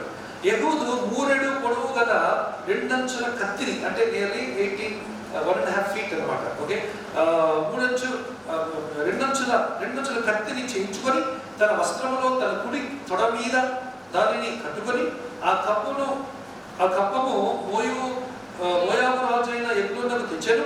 ఆ ఎగ్లోను బహు స్థూలకాయ. ఇక్కడ ఉన్న మాట ఏంటంటే ఉపసం కాదు, ఏంటిది? స్థూలకాయ కాదు, అంటే ఒబేసిటీ. బహు స్థూలకాయ. Bible says is the fattest man in the Bible. ఎవరైనా క్విజ్ అడిగితే చెప్పండి, who is the fattest man in the Bible? Eglon అని చెప్పచ్చు. ఓకే, ఇప్పుడు 7వ వచనం. యెహూదు అతని దగ్గరకు వచ్చినప్పుడు అతడు ఒక్కడే చల్లని మేడగదిలో కూర్చుండి ఉండే. ఆ చల్లని మేడగది అంటే ఏంటంటే టాయిలెట్, బాత్రూమ్ అంట, నాకు తెలియదు. అయితే సో ఆ టాయిలెట్లో కూర్చున్నప్పుడు ఇతడు అంటే రాజు, అందుకని తలపేసుకుని ఉన్నారు. తలపేసినప్పుడు ఈ సైనికుల తర్వాత అతికి రాజు రావట్లేదే, లోపల ఉన్నాడే, టాయిలెట్లో ఉన్నాడే, డిస్టర్బ్ చేయదు, అందుకని ఆగేవారు. ఇది అర్థమైందండి? ఈ టాయిలెట్ కనుక పిలవలేదా? ఓకే, ఈ మాట చదివితే మనం పిక్చర్ కంప్లీట్ అవుతుంది. నేను నీతో చెప్పవలసిన దేవుని మాట ఒకటి ఉన్నది అని చెప్పగా అతడు తన పీఠం మీద నుండి లేచాడు. దేవుడు అంటే భయం ఉంది. అందుకనే ఇంకొక మరి విశ్లేషకుడు ఏమన్నాడంటే, దేవుడి పేరు చెప్పిన పైకి చూడండి, తర్వాత చదువు పైకి చూడండి. దేవుని పేరు చెప్పగానే ఇతడు లేచి నిలబడ్డాడు కనుకనే తన కుమార్తె అయినటువంటి రూతుని దేవుడు ఆస్వాదించాడు అని కొందరు వ్యాఖ్యానకర్తలు వారు వ్యాఖ్యానం చేశారు. It may be true, may not be true, but God honours. అంటే ఒక శత్రువు అంతటి వాడు కూడా ఆయన దేవుడి పేరు చెప్పగానే లేచి నిలబడినందుకు దేవుడు తన కూతురు ద్వారా అతను కనపరిచాడు. అంటే శత్రువునే దేవుడు కనపరిచినప్పుడు ఆయన బిడ్డలైన వాళ్ళని కనపరచడా? మనం నేర్చుకోవాలి ఫస్ట్ దేవుడితో ఎలా ఉండాలి, దేవుడు ఎలా కనపరచాలి. మనం నేర్చుకుంటే మనం ఇంకా దేవుడు కనపరచగలడు. ఆమె. సో అతను లేచాడు. అప్పుడు 21వ వచనం, యెహూదు తన ఎడమ చేతిని చాపి తన కుడి తొడ మీద నుండి ఆ కత్తి తీసి కడుపు మీద అతన్ని పొడిచెను. పిడియును కత్తి వెంబడి దూరగా క్రొవ్వు కత్తి పైన కప్పుకొనినందున అతని కడుపు నుండి కత్తిని తీయలేకపోయాను. అది వెనుక నుండి బయటికి వచ్చి ఉండేను. అప్పుడు యెహూదు పంచపాలిలోనికి బయలు వెళ్ళి తన వెనుకకు ఆ మేడగని తలుపు వేసి గడియ పెట్టెను. తర్వాత అతడు బయలు వెళ్ళిన తర్వాత ఆ రాజు దాసులు లోపలికి వచ్చి చూడగా ఆ మేడగని తలుపులు అంటే బాత్రూమ్ తలుపు వేసి ఉన్నాయి. సో ఎప్పుడైతే చంపేశాడు ఏం చేశాడు, ఈయన లోపల బాత్రూమ్ తలుపులు వేసి లోపల నుంచి బాత్రూమ్ తలుపు వేసి బాత్రూమ్ నుంచి ఎస్కేప్ అయ్యాడట యెహూదు. ఆ పిక్చర్ అంతా మనకు అక్కడ కనపడదు.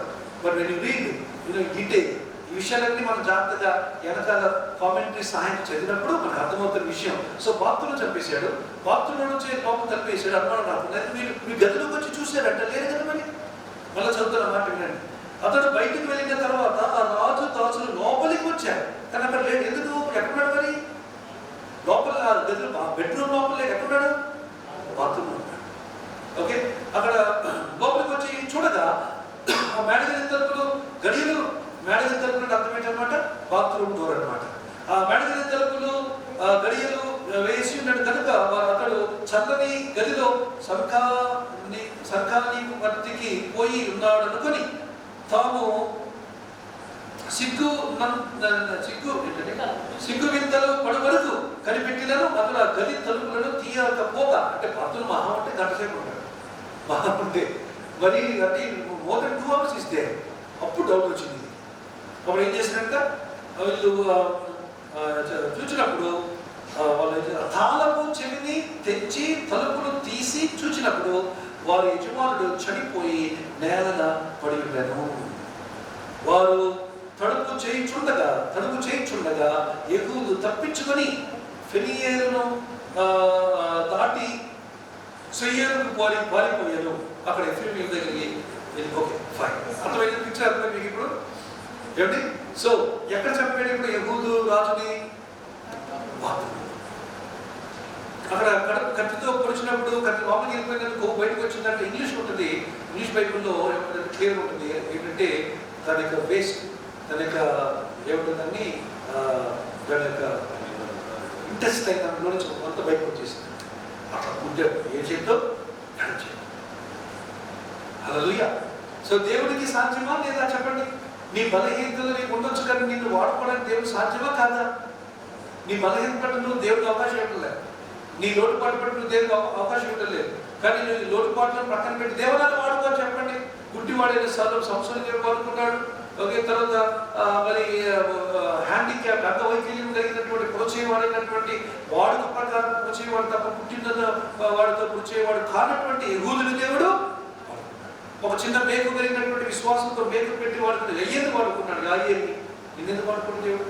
అన్ని కాలు చేతులని బాగున్నాయి, ఎన్నో ఆయుధాలు మనకు ఉన్నాయి, ఎన్నో చక్కగా ఉన్నాయి. Be ready, you can be used by God. నువ్వు దేవుడి చేత వాడగలవు. ఆ అవగాహన మైండ్ ఓపెన్ చేసుకోండి. ఓకే, నేను నా వయసు అయిపోయింది, రిటైర్ అయిపోయింది, రిటైర్ అయిపోతున్నాను, లేకపోతే ఇంకా నేను 50 సంవత్సరాలు దాటిపోయా, లేదా 40 సంవత్సరాల నుంచో నాకు సరిపోతున్న టైం అనుకోకండి. దేవా నన్ను వాడుకొని అడగండి. దేవుడు ఎలా వాడుకుంటాడో ఎవరికి కూడా అంతుపట్టదు. నమ్మిన రాబి చెప్పండి. మనం నేర్చుకోవాల్సిన లెసన్స్ ఓకే 12 లెసన్స్ ఉన్నాయి. త్వరగా వాటిని మరి వెళ్ళిపోతారు. ఓకే, సో కనుక ఇప్పుడు ఈ యొక్క భాగంలో నేను యెహూదు అనేటువంటి అంశం మనం ధ్యానం చేశాం. అందులో నెంబర్ 1 ఎవరి గురించి చెప్పారండి? యెహూదు. నెంబర్ 2 ఎవరి గురించి చెప్పాము? ఇప్పుడు చెప్పండి, చిన్న క్విజ్. రూతు ఓర్పా ఎవరి పేరు? ఎగ్లోను. ఎగ్లోను ఎవరి కొడుకు? సో రూతు ఓర్పా ఎవరి గ్రాండ్ డాటర్స్? బహుశా రూతు ఓర్పా ఆ టైంలో ఏది యెహూదు వెళ్ళిన టైంలో వారు చిన్న చిన్న పిల్లలు కావచ్చు, మన వయసు కరెక్ట్ లెక్క చూసుకుంటే తేలిపోతుంది మన టైం అనుకోండి, ఇదే చాలా ఎక్కువ. సో కనుక వాళ్ళు అప్పటికి బతికి ఉన్నారు. Praise the Lord. చూడండి, తర్వాత ఎవరు నయోమి ఎక్కడికి వెళ్ళినప్పుడు రూతుగా వచ్చింది? ఇశ్రాయేల్ దేశమా మోయాబు దేశమా? అంటే ఏమైంది? ఇప్పుడు జరిగిన సిచ్యువేషన్ కంప్లీట్ స్టోరీ ఏమైపోయింది? చచ్చిపోయాడు. ఎహూద్ ఏమో చంపేశాడు ఎవరు ఎగులోని. ఎహూద్ బాత్రూంలో నుంచి తప్పించుకొని బాత్రూమ్ లోపల తలపేసేసి బాత్రూమ్ కిటికీలో నుంచి ఎక్కడో రాజబాత్రూమ్ కదా ఇది ఉండదేమో ఆయన బాత్రూమ్ చెప్పలేము, అందులో దాటుకొని దూకేసి వెళ్ళిపోయాడు. కొండ ఎఫ్రాయిం అనేటువంటి గోత్రం దగ్గర వెళ్ళిపోయి కొండ ఎక్కేసేసి రండి రండి దేవుడు మన చేతికి ఇక మోయాబీలు అప్పగించాడు రండి అన్నప్పుడు ఇశ్రాయేలు అందరూ వచ్చారు. ఇంతలో ఏమైంది, ఈ యొక్క సైనికులందరూ తాళం విప్పుకొని లోపల పడగొట్టుకుని లోపలికి ఎదిగి కొంచెం చచ్చిపోయి కూలిపోయి ఉన్నాడు. ఏం తెలియదు, ఆర్డర్ ఇవ్వడానికి కమాండర్ లేని చచ్చిపోయాడు, రాజు చచ్చిపోయాడు. ఈ గందరగోళం ఉన్నప్పుడు ఇశ్రాయేల్ వెంటనే టైం వేస్ట్ చేసుకొని వచ్చి తీసుకొచ్చాడు, ఇశ్రాయేల్ సైన్యం తీసుకొచ్చాడంట. ఆ రోజు యెహూదు 10,000 మందిని ఇశ్రాయేలీలు అందరు కలిపి 10,000 మంది మోయాబీయుల్ని చంపి ఎరుకో నుంచి పారదోలి, ఆ ఎరుకో నుంచి తిరిగి ఎక్కడ పారదోలి ఎక్కడ పంపించేశారు? ఎరుకోకి మోయాబు మధ్యన మృత సముద్రము, యోర్దాను నది కొంచెం భాగము తేడా అంతే. యోర్దాను దాటితే అక్కడ రాయిస్తుంటే అక్కడ పడేంత దూరం ఉంటుంది అన్నమాట మోయాబు. సో వీళ్ళందరూ ఎక్కడి నుంచి తరిమేశాడు? ఎక్కడ తరిమేశాడు? ఎరుకో నుంచి మళ్ళా సొంత దేశాన్ని తరిమేశాడు. కనుక చిన్న బిడ్డగా ఉన్నప్పుడు నాన్న చనిపోయాడనే బాధతో అమ్మాయిలు ఉన్నారు, కానీ ఇక నాన్న చనిపోయాడు కానీ ఫస్ట్ మన ప్రాణాలు కాపాడుకుందాం అని చెప్పి రాజు కుటుంబాన్ని కాపాడుకుంటూ వాళ్ళు వెళ్ళిపోయారు. వెళ్ళిపోయిన తర్వాత మోయాబులో దేవుడి ప్లాన్ చూడండి. ఇక్కడ పుట్టిందో ఇక్కడ మొత్తాన్ని ఇక్కడ పెరిగింది ఎక్కడ? ఇశ్రాయేల్ దేశం పెరిగినటువంటి అమ్మాయి.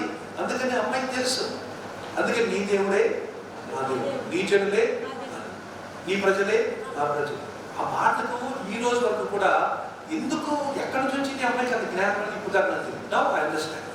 She lived in Israel when she was in her young youth age. అందుకనే వయసు పెళ్ళి అయిపోయిన తర్వాత అయిపోయిన తర్వాత తెలుసు మోయాబులో హోప్లెస్, మోయాబులు శపితమైన వారు, కానీ ఇశ్రాయేలు జనాంగమే ఆ దేవుడు నిజమైన దేవుడిని నమ్మింది. తెలుసు, చూసారు? వెళ్ళిపోయి మోయాబు వెళ్ళిపోయిన అయినా సరే విశ్వాసాన్ని కాపాడు. ఈ విషయం మనం అర్థం చేసాం. తర్వాత చివరికి దేవుడు కనపరిచాడు. ఆ తర్వాత ఏం చేశాడండి? ఇశ్రాయేలు వంశావళిలో రూతుని వర్ప అనబడింది కదా, వర్ప ఆకు, వాడు పేరే ఆకు, పేరు అర్థం ఆకు అంటే ఎగిరే ఆకు. అలాగే ఎగిరిపోయి కింద పడిపోయి రాలిపోయి. కానీ రూత్ మట్టుకు అలాగా చేయకుండా నిలబడగా తను ఎక్కడైతే దేవుడి గురించి తెలుసుకున్నదో ఆ దేశానికి మళ్ళీ వచ్చింది. చివరికి బోయాస్ యొక్క జమీందారుకి భార్య అయిపోయింది. మీకు అర్థమవుతుందండి? ఆమె ఒకప్పుడు రాజకుమార్తె, ఇప్పుడు జమీందారు భార్య. దేవుడు యొక్క అన్యాయస్తుడు కాడు. దేవుడు ఎవరికి ఎప్పుడు ఏం చేయాలో అది చేస్తాడు. మనకు అర్థం కాదు. మనం ఏంటంటే దేవుడి కొరకు ఆగకుండా కనిపెట్టకుండా మన ముందు దూకేసేసి మనం లాగేసుకుంటూ నాది నాది అనేసుకుంటాం. కానీ దేవా నీది అని అడిగితే ఇలా ఉంటుంది పరిస్థితి.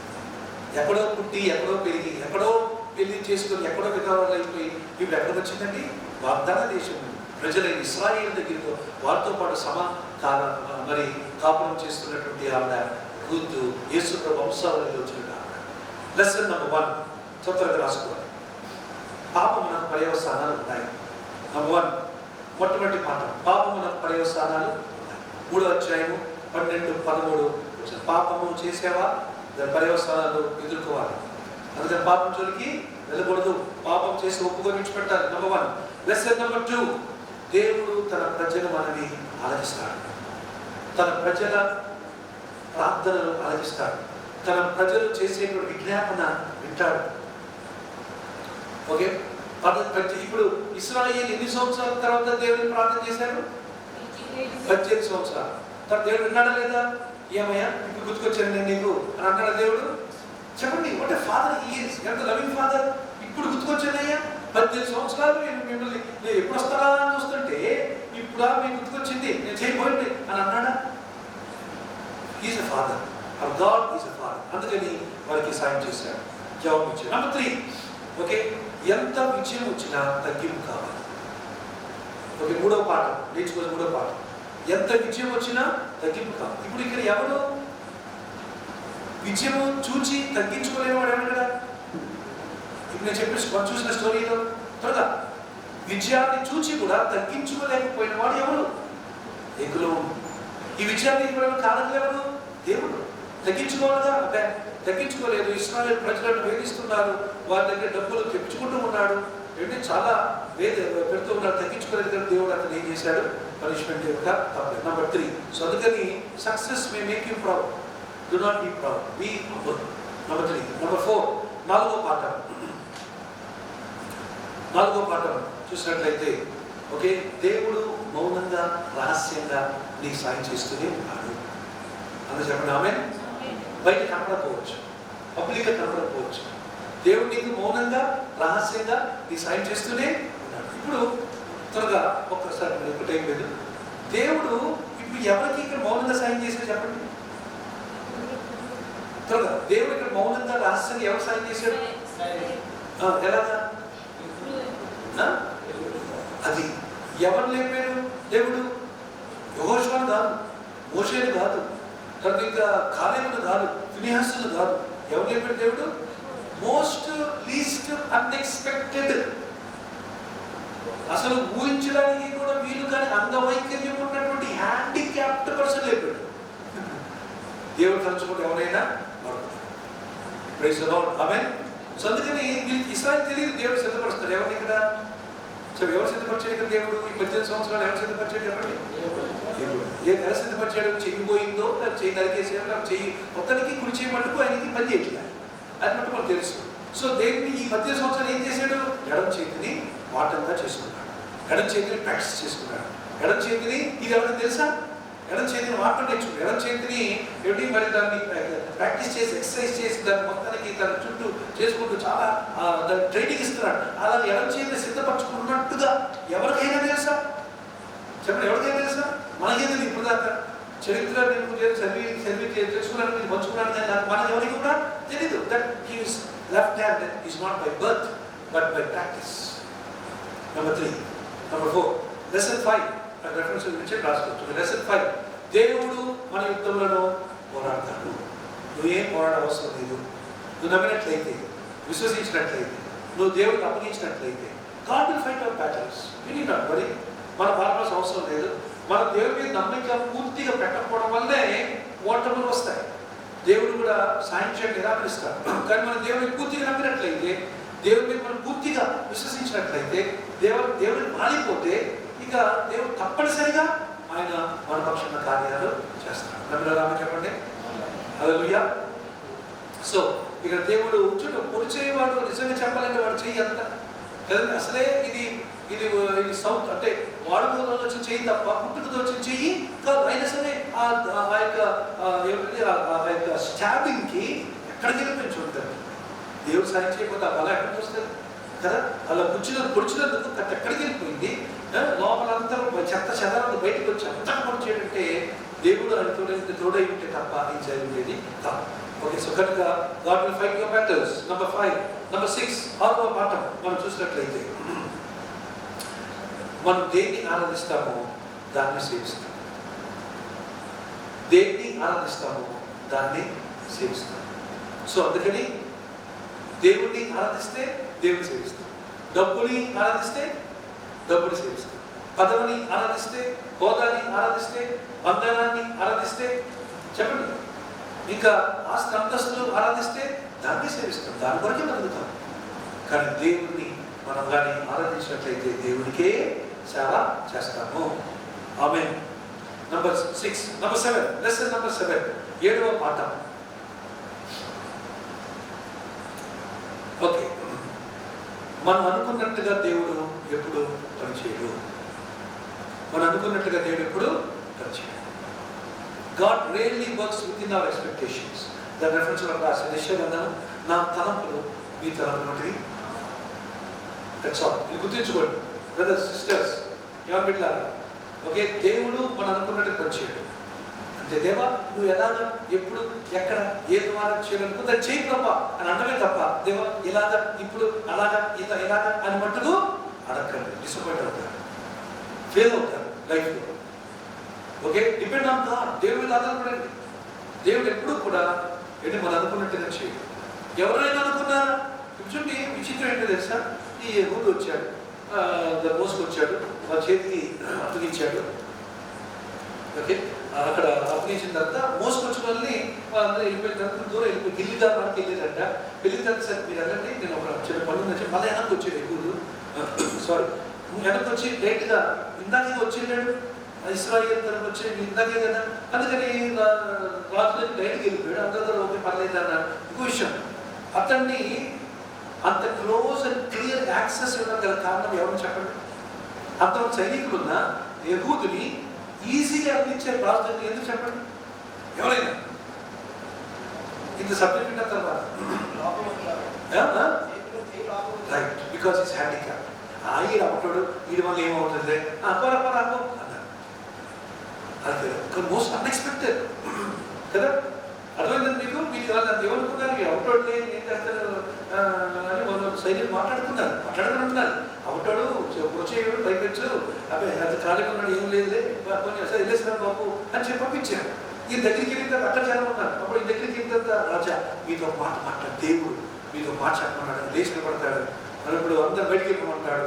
Unexpected news. ఒకవేళ ఏదైనా పట్టుబడితే చూడండి, నాకు పిక్చర్ ఫస్ట్లో పిక్చర్ పెట్టాను కదా, అతను ఎంత సన్నంగా ఉన్నాడు చూసారా? ఎవరు ఎగుతూ ఆ రాజు ఎంత బలం ఉన్నాడు చూసారు? ఎంత దుబ్బుకున్నాడు వాడు, ఎంత లావుకున్నాడు వాడు.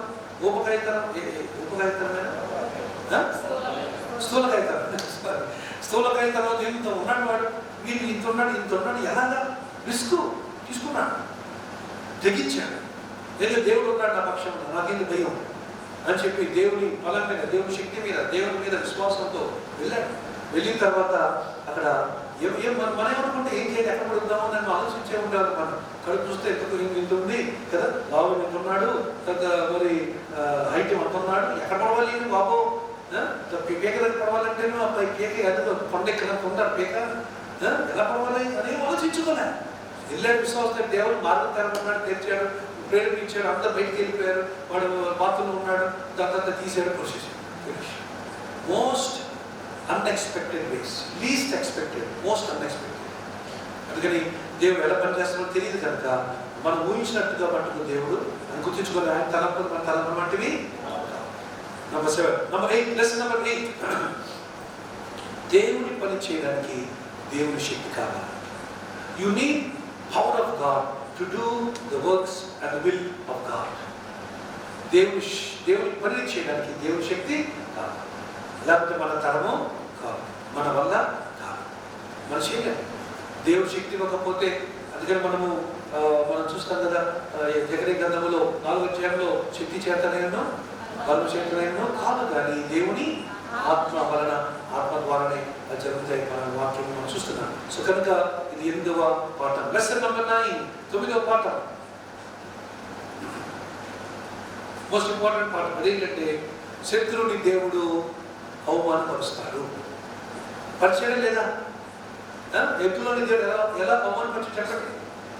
మరి ఎలా అవమానపరిచాడు ఎగ్గులోని దేవుడు? మరి చెప్పండి, ఎలా అవమానపరిచాడు? ఎవరు చెప్పండి?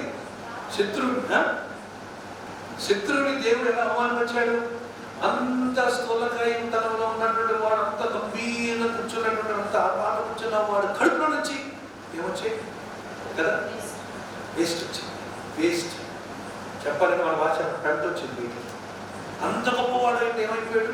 ఈ సైనికులు వచ్చి తాను పాల్గొని చేసేసరికి వాడు పెంటలో పడిపోయాడు. మన మాటలు చెప్పాలంటే అంత అవమానం పొందాడు. దేవుడిని దూషిస్తే, దేవుని విరుద్ధంగా ఉంటే జరిగేది అదే అని దేవుడు చెప్తున్నాడు. లెసన్ నెంబర్ 10, 10వ పాఠం చూసినట్లయితే దేవుడు క్రమశిక్షణకు వాడే పథకం అవుతుంది. God's discipline is God's grace. Amen. దేవుడు క్రమశిక్షణ వాడినప్పుడు కృపను కూడా ఇస్తాడు.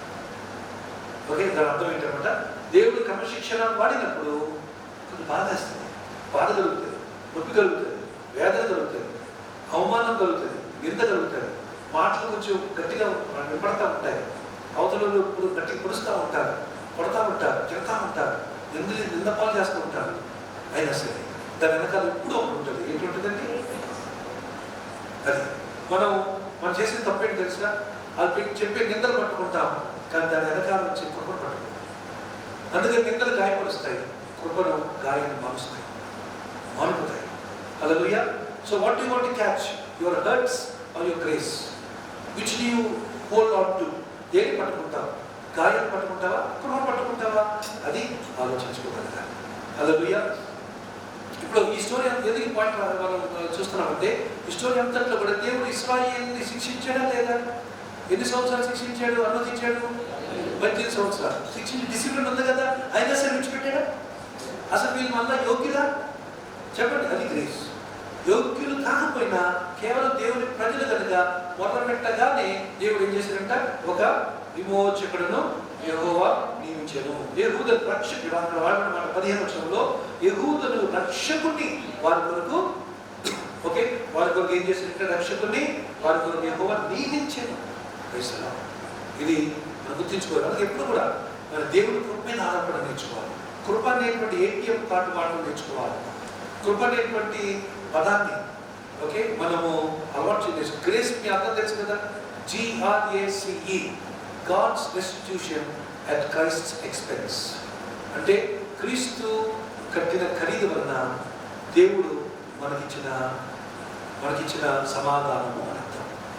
GRACE, G for God, R for restitution, A for act, C for Christ, E for expense. God's restitution at Christ's expense. యేసు ప్రభు కట్టిన ఖరీదు వలన మనకు దేవుడు ఏం చేస్తాడండి, దేవుడు మనకు తిరిగి ఆయన ఇచ్చుచున్నాడు. ఇలా జరిగింది. 11వ పాఠం, జస్ట్ 12 వరకు ఉన్నాయి. 11వ పాఠం చూసినట్లయితే, ఓకే, క్రైస్తవులు ఎప్పుడు కూడా తమ యొక్క రెండంచుల కట్ట, రెండంచుల కట్ట కదా, యెహూదు దగ్గర రెండంచుల కట్టమే కదా, చెప్పండి, మాట్లాడేటట్టు ఇంకా చెప్పండి కదా, రెండంచుల కట్టమా చేయించుకున్నాడంట. అంటే అర్థం ఏంటి, రెండంచుల కట్టము అని బిల్దుకోదానికి నేర్చుకుంది అది. సో అతను గమనించినట్లయితే యెహూదు రెండంచుల కట్టం చేయించుకున్నాడు. అంటే రెండంచుల కట్టం వాక్యం అంటే అర్థం ఏంటి, మనం వాక్యం చదువుకోవాలి, నేర్చుకోవాలి, ధ్యానం చేయాలి, వినాలి. మన కట్టం ఎక్కడ ఉంది? హలో, మన కట్టం ఎక్కడ ఉంది? Christian should carry their weapons అంటే అది క్రైస్తవులు తమ ఆయుధాలను తీసుకెళ్ళాలి. ఏం చెప్పండి, ఏ ఆయుధాలు తీసుకెళ్ళాలి చెప్పండి క్రైస్తవులు? ఏ ఆయుధాలు తీసుకెళ్ళాలి క్రైస్తవులు? సర్వాంగ కవచం తీసుకెళ్ళాలి. తలపై చూద్దాం, గుర్తుంచుకోండి, శిరస్త్రానం. నెంబర్ 2 నీతి అనే మహిమలు, రక్షణ శిరస్త్రానం, నీతి అనే మహిమలు. నెంబర్ 3 విశ్వాసం అనే గాలు. నెంబర్ 4 నీ వాక్యం అనే ఆత్మ ఖడ్గం, the sword of the spirit, right. Number 5 సత్యం అనే గట్టి. తర్వాత నెంబర్ 6 సిద్ధ మనసు అనే చోటు. ఇవి మన ధరించుకోవచ్చు, సింపుల్. దీనికి ఎక్కడో షాపింగ్కి వెళ్ళక్కర్లేదు, మార్కెట్కి వెళ్ళలేదు, బ్రాండ్ పేరు దానికి ఏమి లేవు. దీని అంతా బ్రాండ్ ఉంటుంది, పేరు ఉంటుంది. ఏంటో తెలుసా? ఆత్మ దేవుడి చూస్తాం. అది బ్రాండ్ ఏంటి? Police brand. Praise the Lord, hallelujah. So కనుక మనం చేసినటువంటిది, మనం నేర్చుకున్నటువంటి 11వ విషయం ఏమిటంటే, ఎప్పుడు కూడా మనము ఏమో ఎడం చేయబోడు ఎక్కడ కట్టుకుంటాడండి, ఇక్కడ పెట్టుకున్నాడు కత్తి. చూస్తారు, ఇక్కడ అడుగున్నారు, కత్తిగా కట్టుకున్నాడు. కట్టుకోవడం కాకుండా ఇలా పట్టి కాళ్ళు వచ్చి ఇలా తీసి, అంటే అనుకుంటాను ఈ కాలు మొత్తం బాగా ఉంటుంది కత్తి. ఇక త్వరలోనే కాదు, కొందరు ఇలా కట్టుకుంటారు. ఇల్లు కట్టుకోవద్దు కదా, ఇలా కత్తిలో ఇలా ఉంటే ఇలా సాధారణ కత్తి ఉంటుంది.